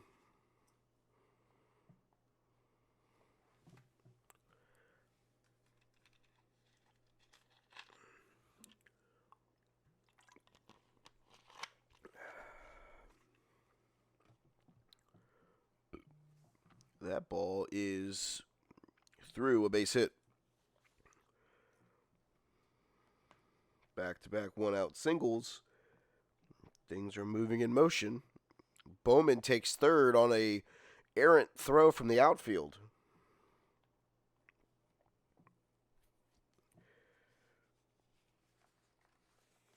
And that will bring up Jonathan Rivera.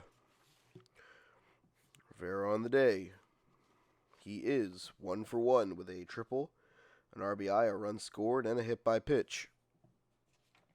As we see what looks to be Luis coming out. Oh, nope, that's Ramon going to the mound.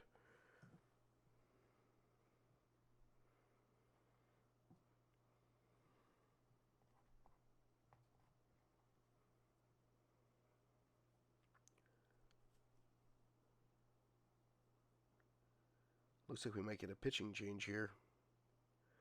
And we are. That will wrap up the day for Abdel. We'll get you his pitching line here in a minute.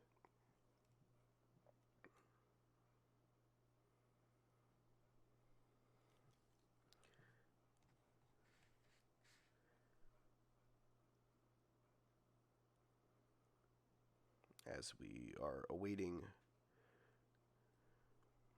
the warm-up pitches for Lazaro Blanco, the relief pitcher for the Sugar Kings, as he makes his way here to the mound, number 79.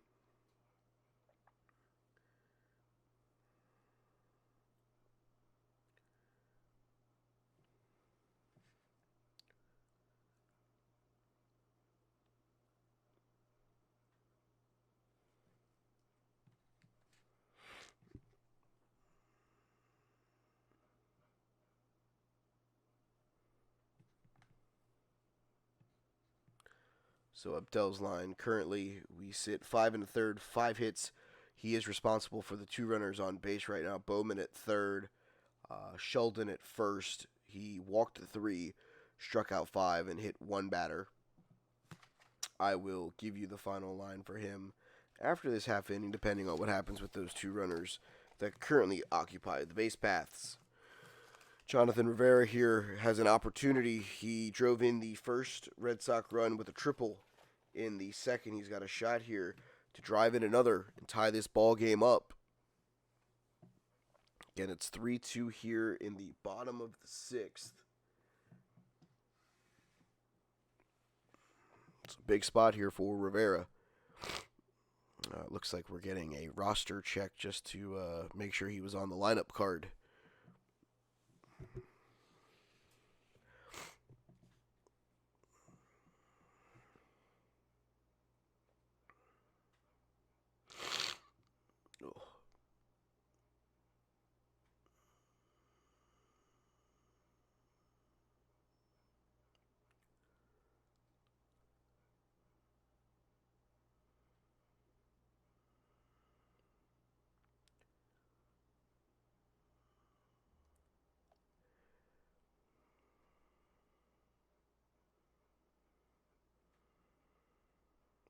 Our umpires are huddled up while we are checking the situation.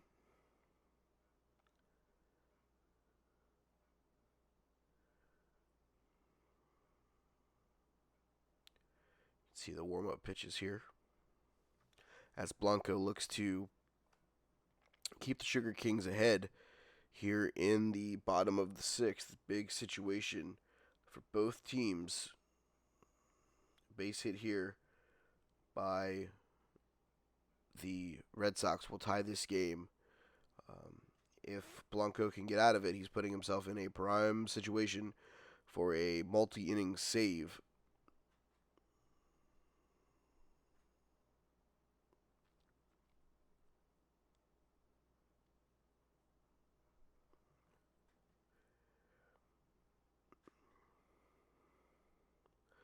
So we're still dealing with the roster situation.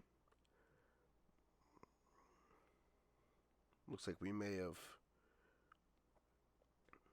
come to our final recognition of what is going on.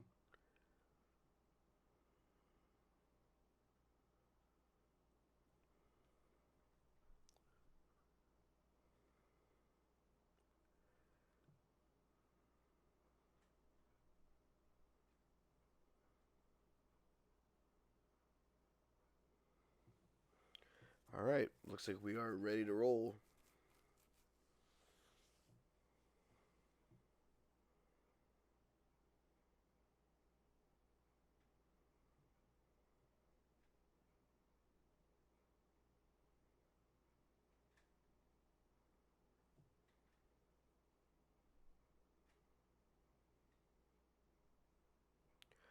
All right, Rivera versus Blanco. Here's the Red Sox have a shot to tie this game.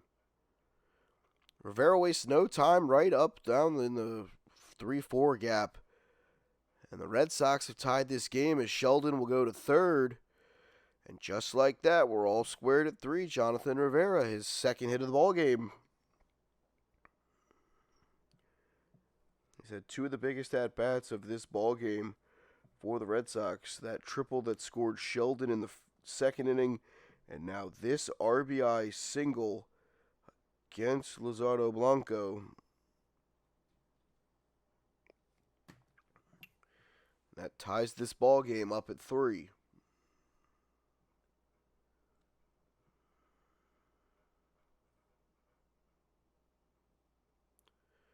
Wow, I, for some reason, am the worst camera operator in the world. So that ball is hit in foul out of play for strike 1 to Dale Criswell. Dale's 1 for 2 on the day. He singled and scored Jonathan Rivera with the RBI single and then grounded out 4-3 with 2 runners on. Looks like we're going to have a quick meeting for a signs, to go over signs, it looks like.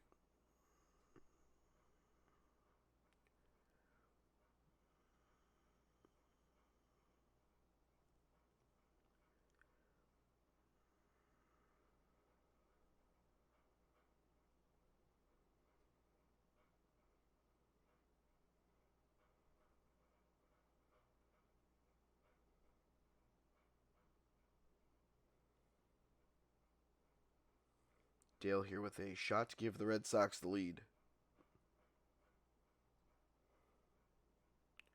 Fouled away. And it is 0-2.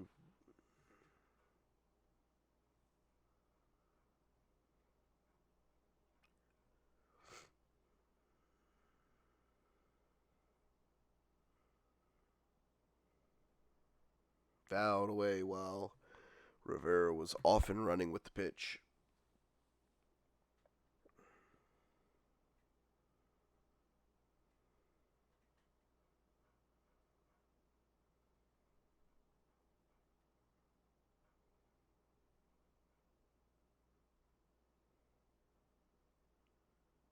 He takes ball 1. Again, Dale here battling like he always does, 1-2.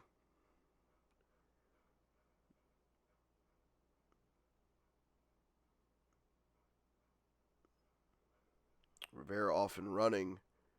He is thrown out on the strike him out, throw him out, and the inning is over.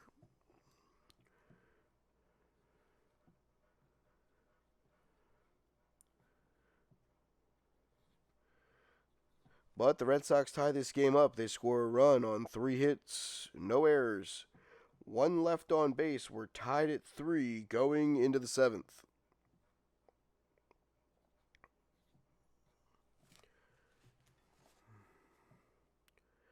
Oh boy. Pop-up that doesn't look good. Tommy Smith, the second baseman for the Red Sox, is down. Looked like he was trying to play that ball and stumbled.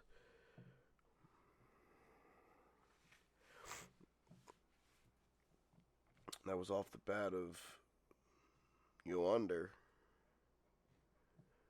Yoander on the day. Now with that base hit, gets to 2 for 3. He had a single in the first and an RBI that scored Carlos. He grounded out on that diving play that Sheldon made his last time, and then now hits this one. And our concern now goes to Tommy Smith, who is currently still sitting in the outfield.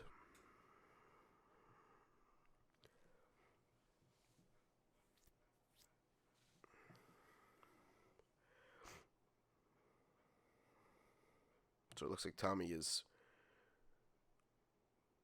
starting to move around. Tommy's back up to his feet, but he's going to exit this ball game. That's a scary situation. Those are ones where, you don't know sneakily if, you're the whiplash, or, you may hit your head off the ground as he's being helped off the field by manager Paul Chassie.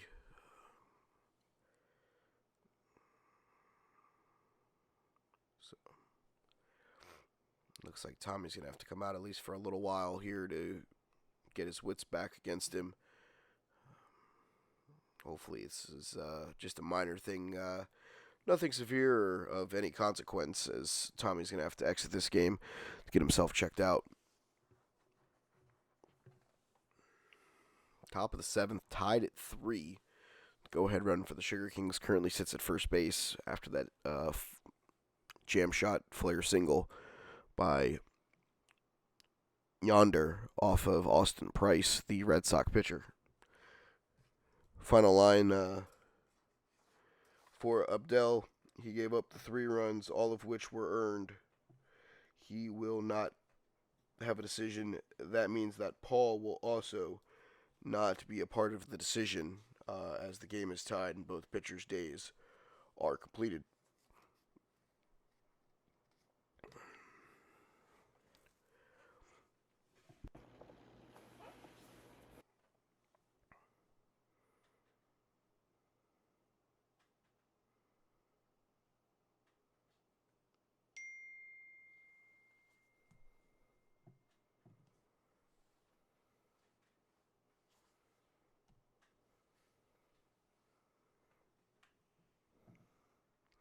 All right, Humberto up here.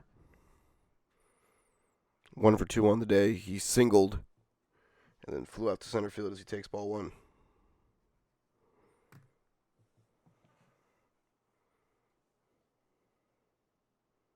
Austin throws over, trying to keep the runners close, especially in a tie ball game.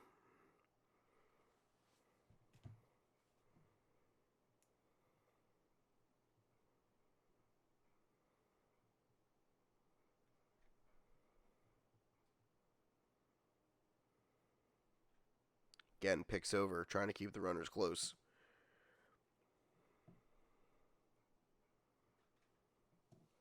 Can't blame him.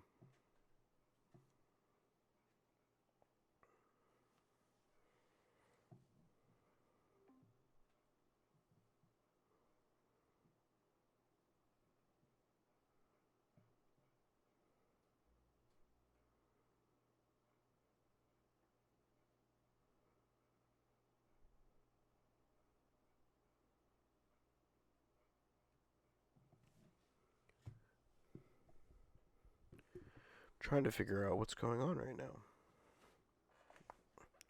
All right, so it looks like we have a fielder's choice. Humberto's out at first base. There is one away as now Yondier gets to second.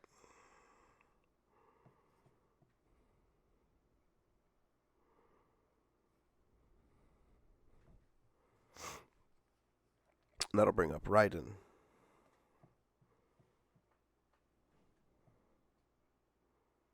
Let's take it for strike one.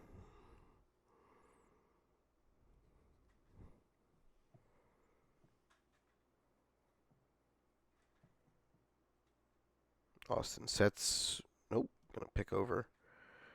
Back safely is the runner.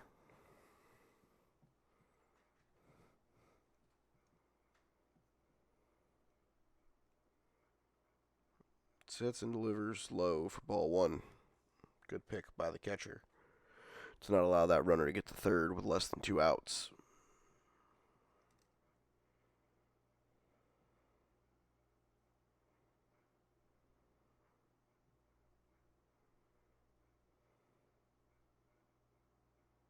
Swing and a miss.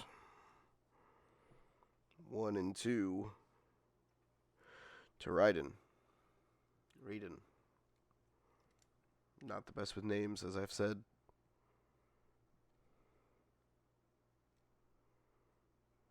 The 1-2 delivers.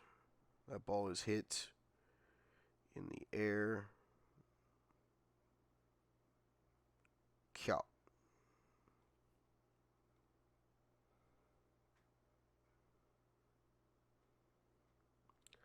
By the center fielder, Tyler Ballman, and there are 2 away. That'll bring up Rodelius.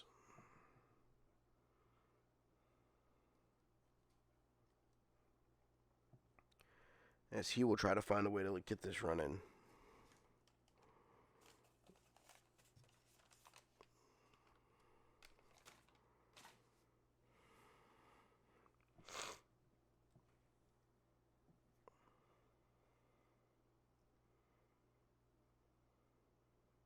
That misses for a ball.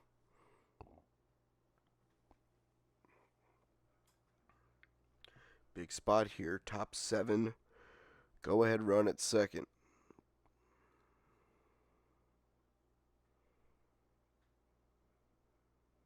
Time by the hitter.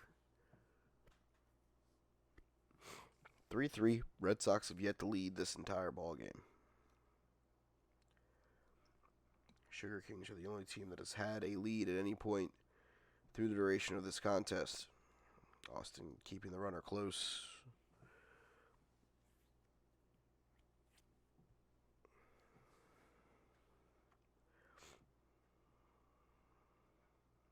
Sets and delivers and swings right through it.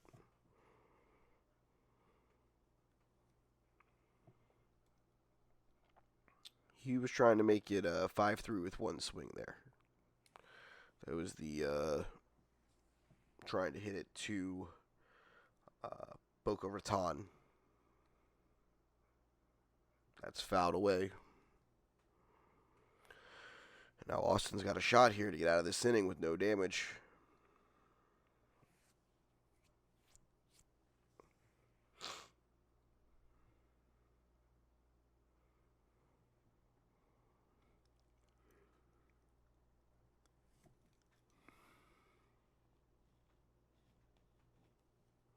He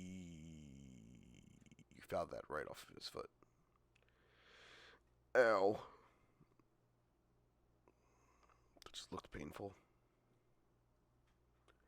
It's been a while since I found one of those off my own foot.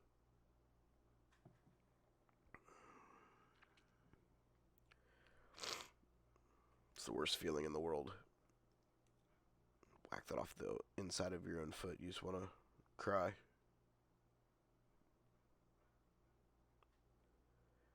Delivers. Fouled away. Who will win the battle?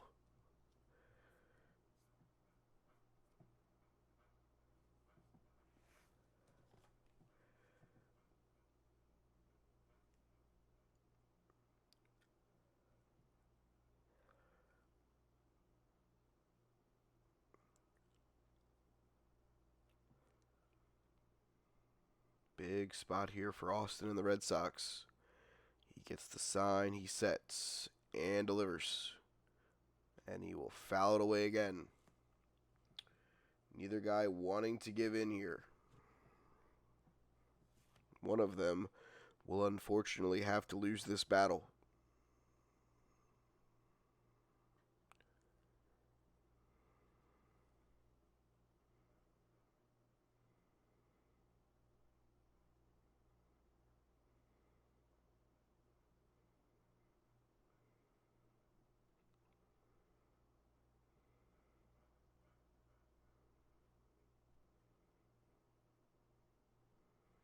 Austin gets his sign, he sets, and we get a time from the hitter.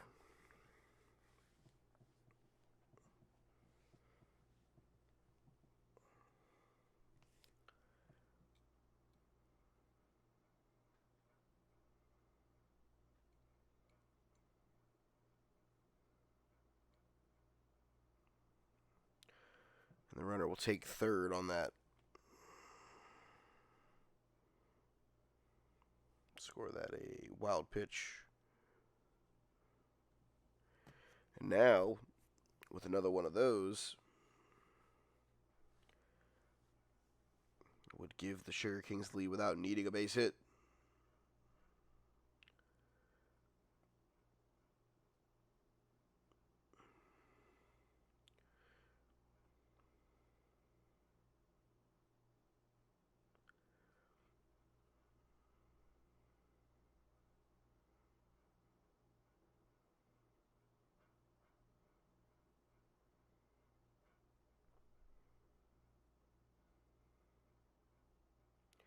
Price gets his sign, he sets, and we have another timeout.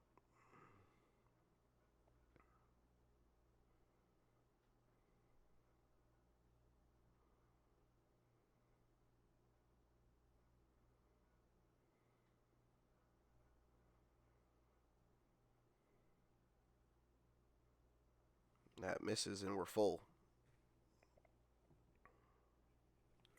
Great at bat here. Great battle so far. It's a 3-2 count. We've battled some fouls.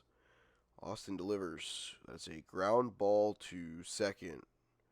Ruben makes the play, and the inning is over.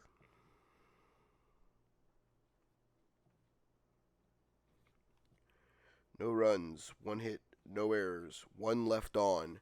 We'll go to the bottom of the seventh, tied at 3.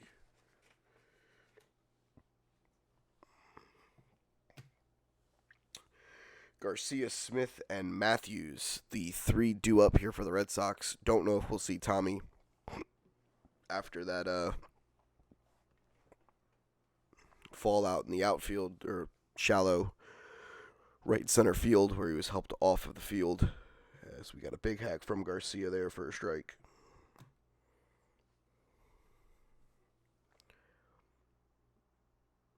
That ball is hit to third. And he's retired at first for one away.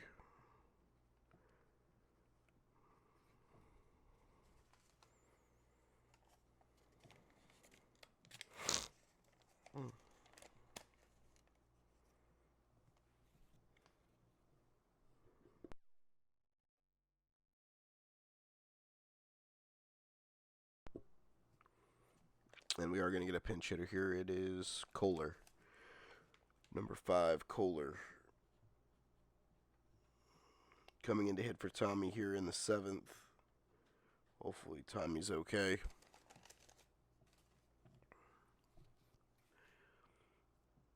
That misses for ball 1.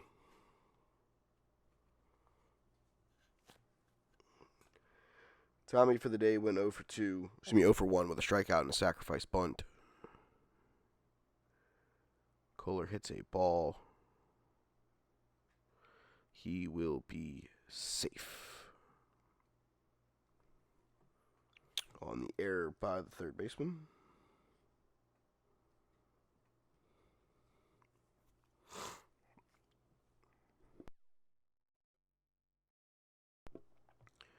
Looks like the other non-runner here will be Kohler, the catcher.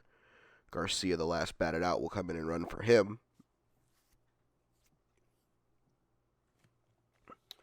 For Mack and for McCormick. Guys at the bottom of this lineup trying to get this run in here.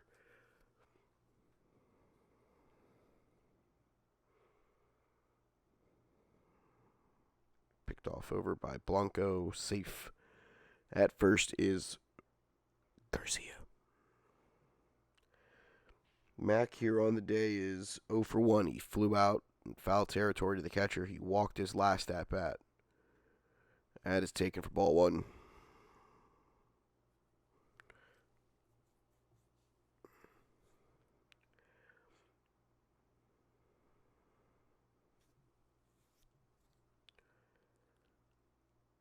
That is off the catcher's glove for ball 2. And on the passed ball, Garcia will take second base. Now a base hit here by Matthews or McCormick could give the Red Sox the lead. 1 out, bottom of the 7th. Running out of at-bats, tied at 3. That ball is chopped, fielded by the pitcher, makes the throw to first, and there are 2 away, but the runner does advance to third, so another one of those, like that pass ball, could eventually lead to the run scoring without having to put the ball in play. As McCormick will come to the plate. McCormick is 0 for 1 on the day. He grounded out to second in his first at-bat and then walked in his last at-bat in the 5th.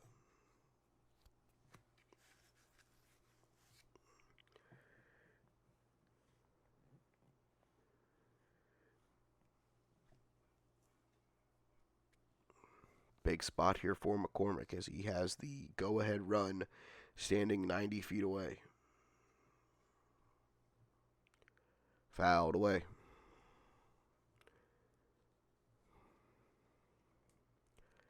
Andrew Rubin on deck, the leadoff hitter for the Red Sox.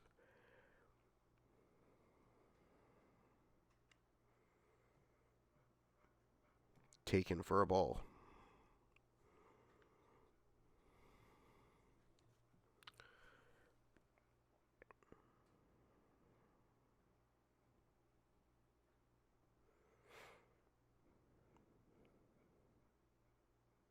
He struck him out.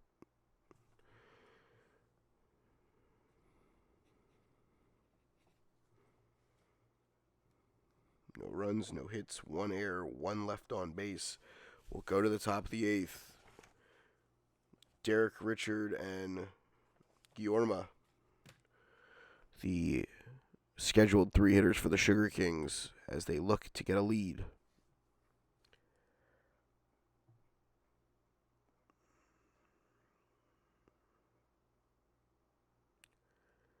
So that ball is hit out into right center field. Bauman picks it up. And it is a leadoff double for Derek, as he improves to 3 for 3 on the day. 2 doubles, a triple, 2 runs scored. The spark plug of the Sugar Kings offense strikes again, as he is now right close to being the go-ahead run here in the top of the 8th.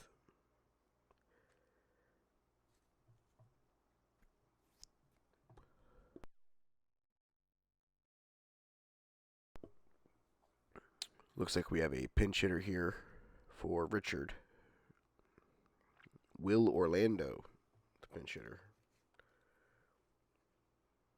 So he takes ball 1. And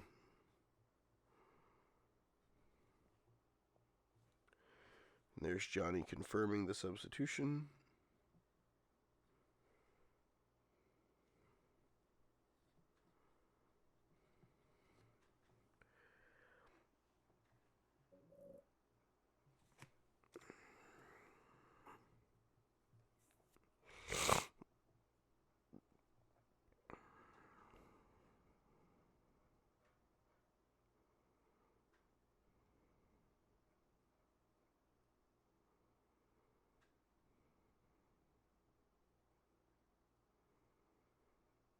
taken low for ball. 2-0 here to the pinch hitter.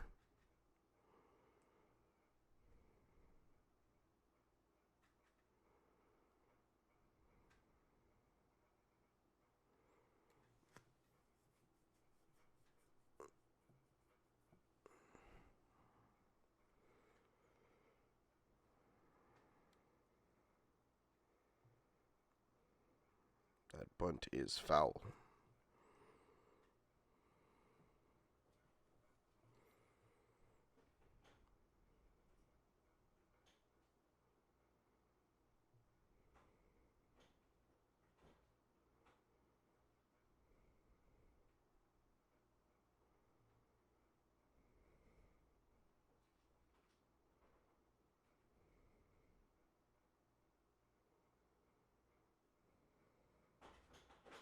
The 2-2 misses ball 3.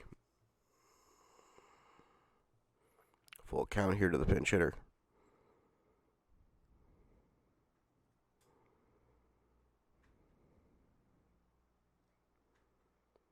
Austin with that high leg kick back move to see if the runner is farther off the base than he needs to be.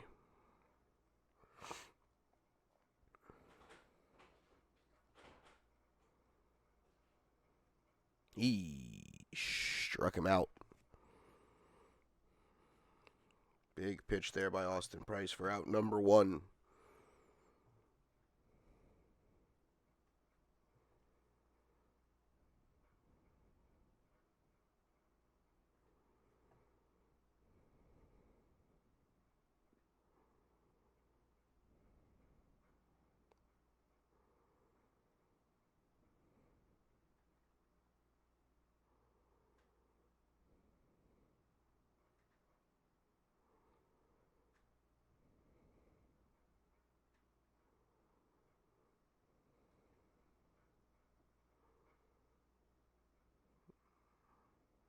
That misses low for ball 1.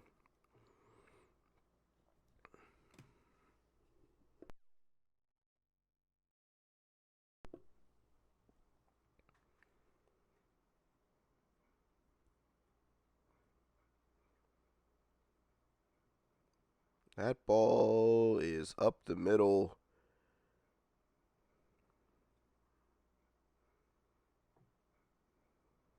That'll go in the book as an E4 as it was booted by Ruben.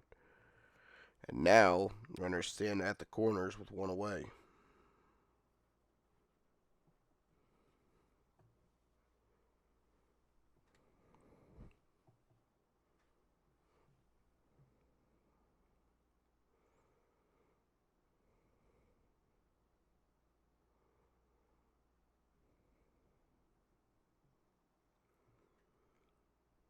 I think we may be seeing a pinch hitter here. Will be the starting pitcher. Abdel is going to hit for Ramon.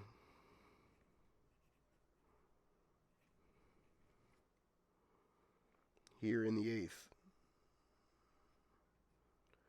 Go ahead run is 90 feet away.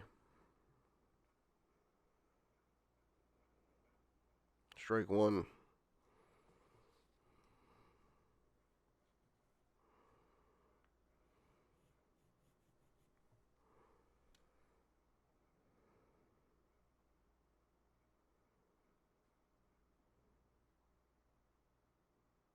Swung through, foul.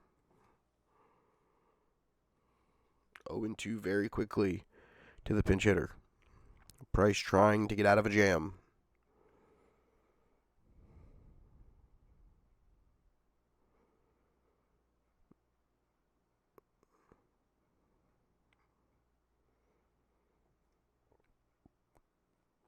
The 0-2. Price takes the rubber, gets his sign, and sets. The 0-2. That ball is fouled away. Runner was in motion on that. Something to keep an eye out of. Sugar Kings potentially trying to stay out of the double play.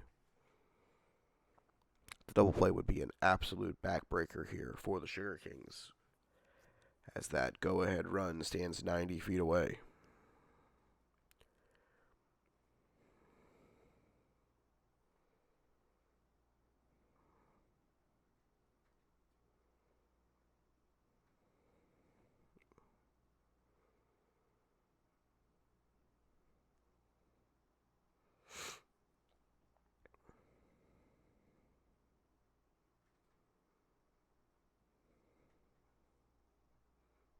The 0-2 does not go. Wanted it, but did not break it. It's 1-2.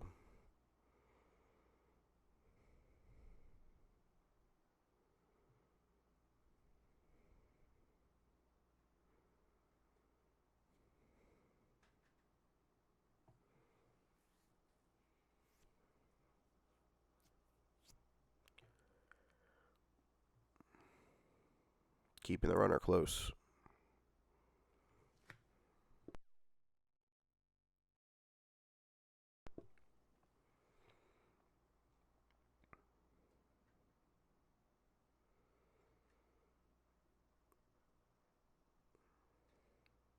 Runner's able to get back.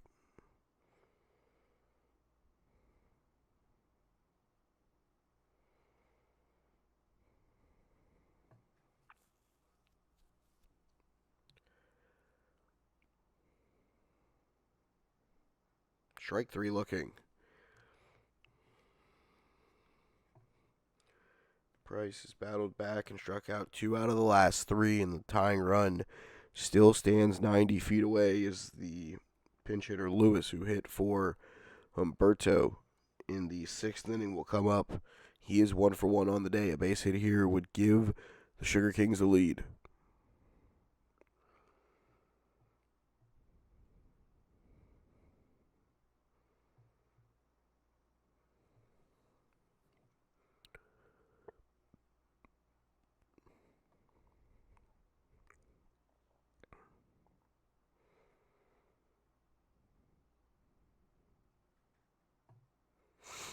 Can Austin get all the way out of the jam?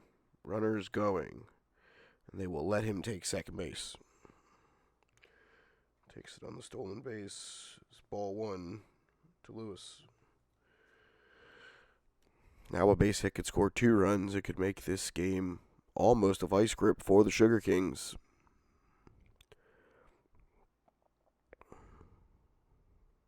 The Red Sox need a big one right here from Austin Price. For strike 1.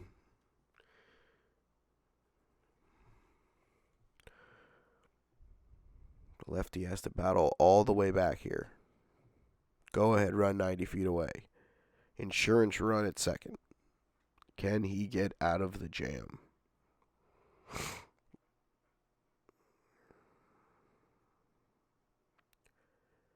That ball is fouled at the plate. And it is 1-2.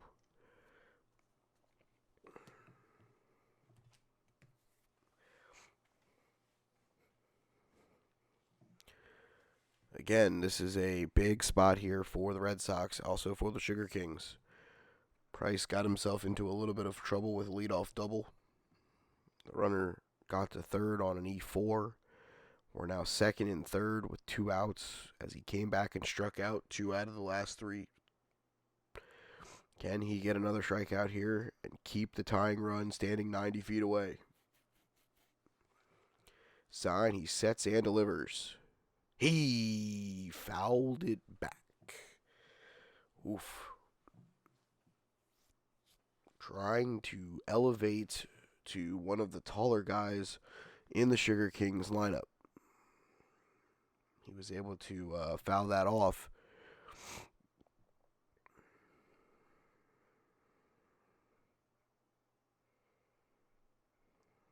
Price sets the 1-2.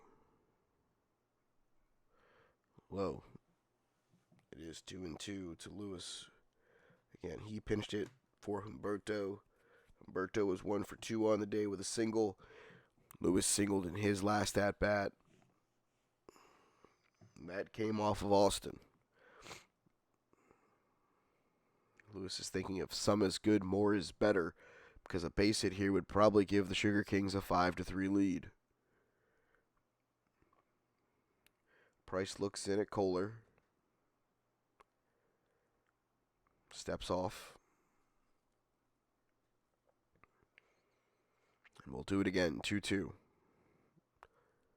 Price gets his sign from Kohler. He sets and delivers. He struck him out. And just like that, Austin Price wiggles out of a jam. No runs, 1 hit, 1 error, 2 left on as Price wiggles out of damage control. We'll go to the 8th. And just like that, Ruben hits a check swing base hit out into the outfield as I was turning the camera back on to lead off here. The bottom of the 8th, the leadoff hitter for the Red Sox is aboard. Cartaya coming to the plate. 0 for 3 on the day. Strikeout, ground out 4-3, ground out 6-3.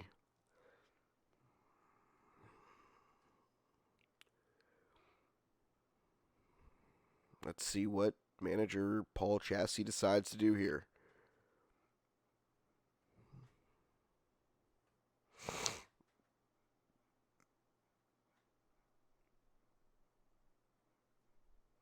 Ruben running on the play, a bunt attempt. It is fouled away. That could have been a catastrophe. If that bunt gets popped in the air, Ruben may have been in no man's land and could have been a double play.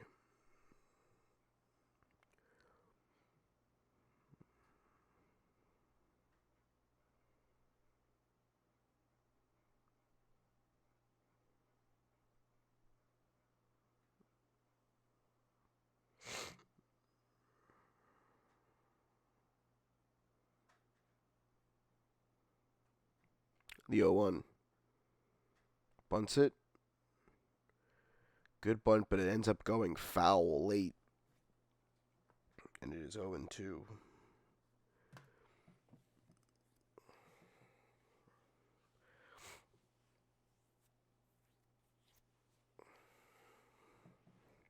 Ruben has to go back to first.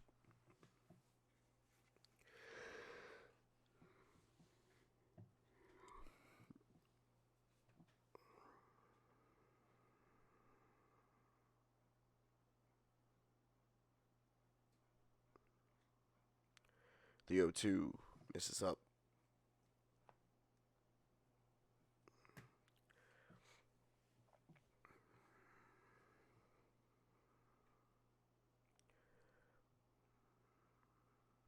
Ruben at first.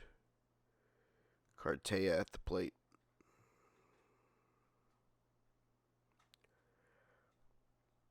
The 1-2 popped up, is playable. The pitcher makes the play, and there are 1 away. And that'll bring up Tyler Baumann. He is 1 for 2 on the day. Flew out to left, walked, and singled and scored a run his last at bat. You're going to need that speed on the base path between him and Ruben right now to potentially blow this game open. Bottom of the 8th, tied at 3. There has not been a run scored since the 6th when it was Baumann.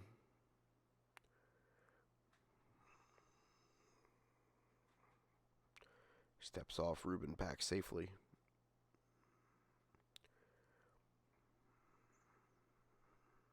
That ball gets to the backstop. Ruben will get to second. Johnny looks like he may have tweaked the surgically repaired knee.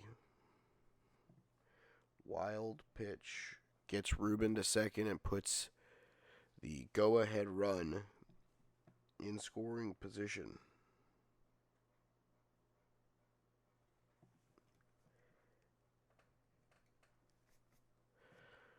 Baumann throws his bat in disgust because I believe we all know what's coming next, which is the intentional walk.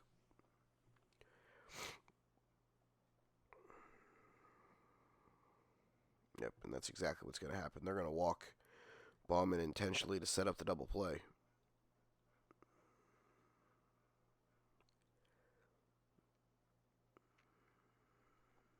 And that'll bring up Sheldon Carroll. I don't know that I would walk him here. Sheldon on the day, 2 for 3, double, single, run scored, but he did have the strikeout in the 4th.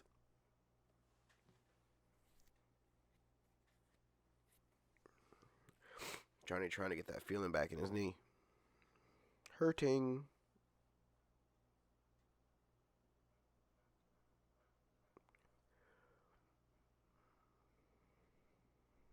I don't remember what was going on here. It's late as I'm doing the commentary over this, and this happened on Sunday, and it's not Sunday anymore.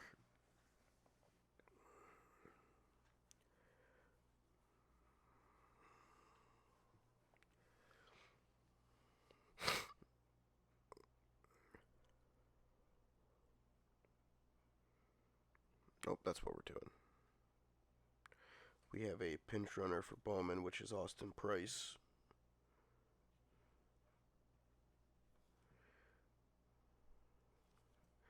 As Bowman might be the other guy that could pitch in this ball game.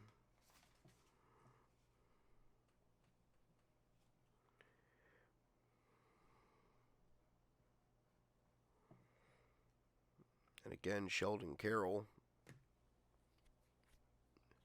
has a shot to play the role of hero.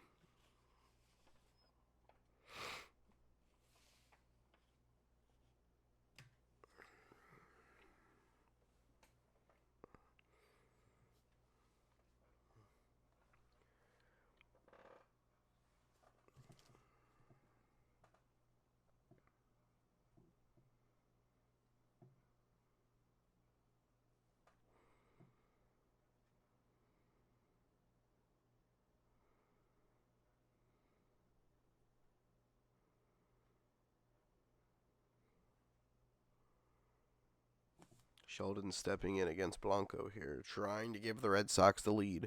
Bottom of the eighth, tied at 3.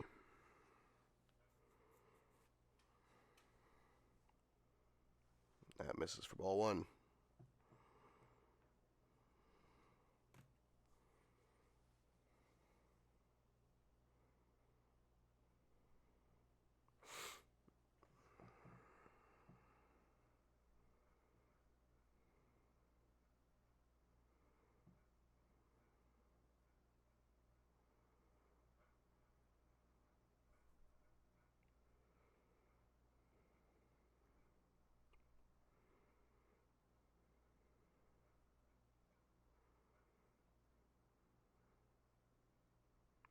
That ball is hit. It is caught by the first baseman in foul territory, and there are 2 away. And that'll bring up Jonathan Rivera. If we rewind back to the 6th, Rivera, first hitter that Blanco faced, hit a ball into right field that scored the tying run. He's got a shot here to lock himself into the MVP of this game territory if he's able to drive in the go-ahead run. That ball is through and up the middle. Around third comes Ruben. He's going to score, and the Red Sox take the lead. On to second on the throw is Rivera. An RBI single and a 3-for-3 RBI performance for the left fielder, and the Red Sox lead this game at 4-3. To third on the play goes Price. And just like that, Jonathan Rivera sets himself up, if the Red Sox can hold this lead, to be the MVP of the title game. He's reached base all 4 times, 3 RBIs. He has a double. He has a triple. And a hit by pitch. Sorry, 2 singles, a triple, and a hit by pitch. Reached base all 4 times. Dale Criswell now with a shot for the insurance run. Price stands 90 feet away. Rivera stands at second. An opportunity to bust this wide open. Dale with a cue shot over the third baseman's head. That'll drive in a run. Dale does his job. The insurance run that everybody so desperately wants in the 8th inning. Dale Criswell is able to drive in. In comes Austin Price. As Sheldon will now come in and run for Dale. That brings up Garcia. He's 0-for-3 on the day.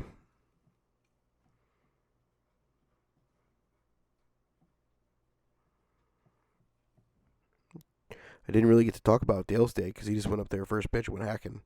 Dale going into that at bat was 1 for 3. Now he's 2 for 4. As that ball is hit to the shortstop, who goes the short way to second. And the inning is over. 2 runs on 3 hits. No errors. 2 left. Austin Price, 9th inning. 2-3-4. Misses ball 1.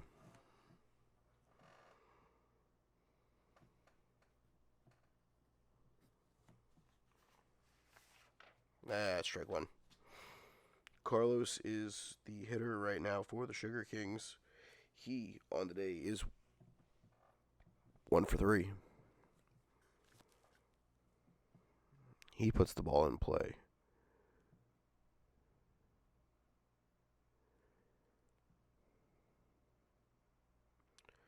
That is a ground ball out, 4-3.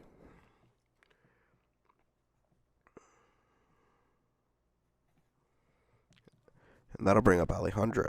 Alejandro sitting on the day 0 for 3. Ground out to the shortstop, fly out to the first baseman, and a fly out to center field. Red Sox staying with Austin Price here. 2 outs away from a championship.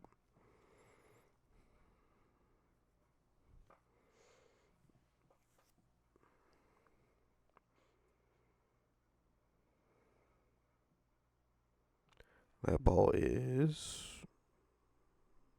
over the head of the right fielder, McCormick, and all the way to the wall. Round second, looking for third. He'll get there. Standing up is Alejandro, and it's a 1-out triple.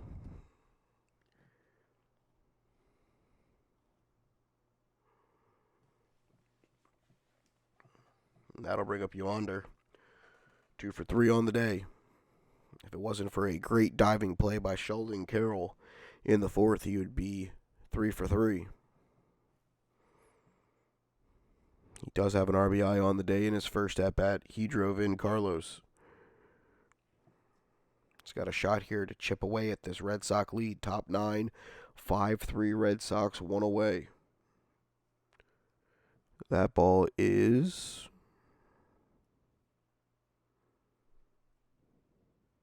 lined out to second. And the Red Sox are 1 out away from winning the Central. Humberto comes to the plate. He is 1 for 3 on the day. Single. F8. 6-3 ground out. Austin Price is 1 out away from pitching the Red Sox to a victory.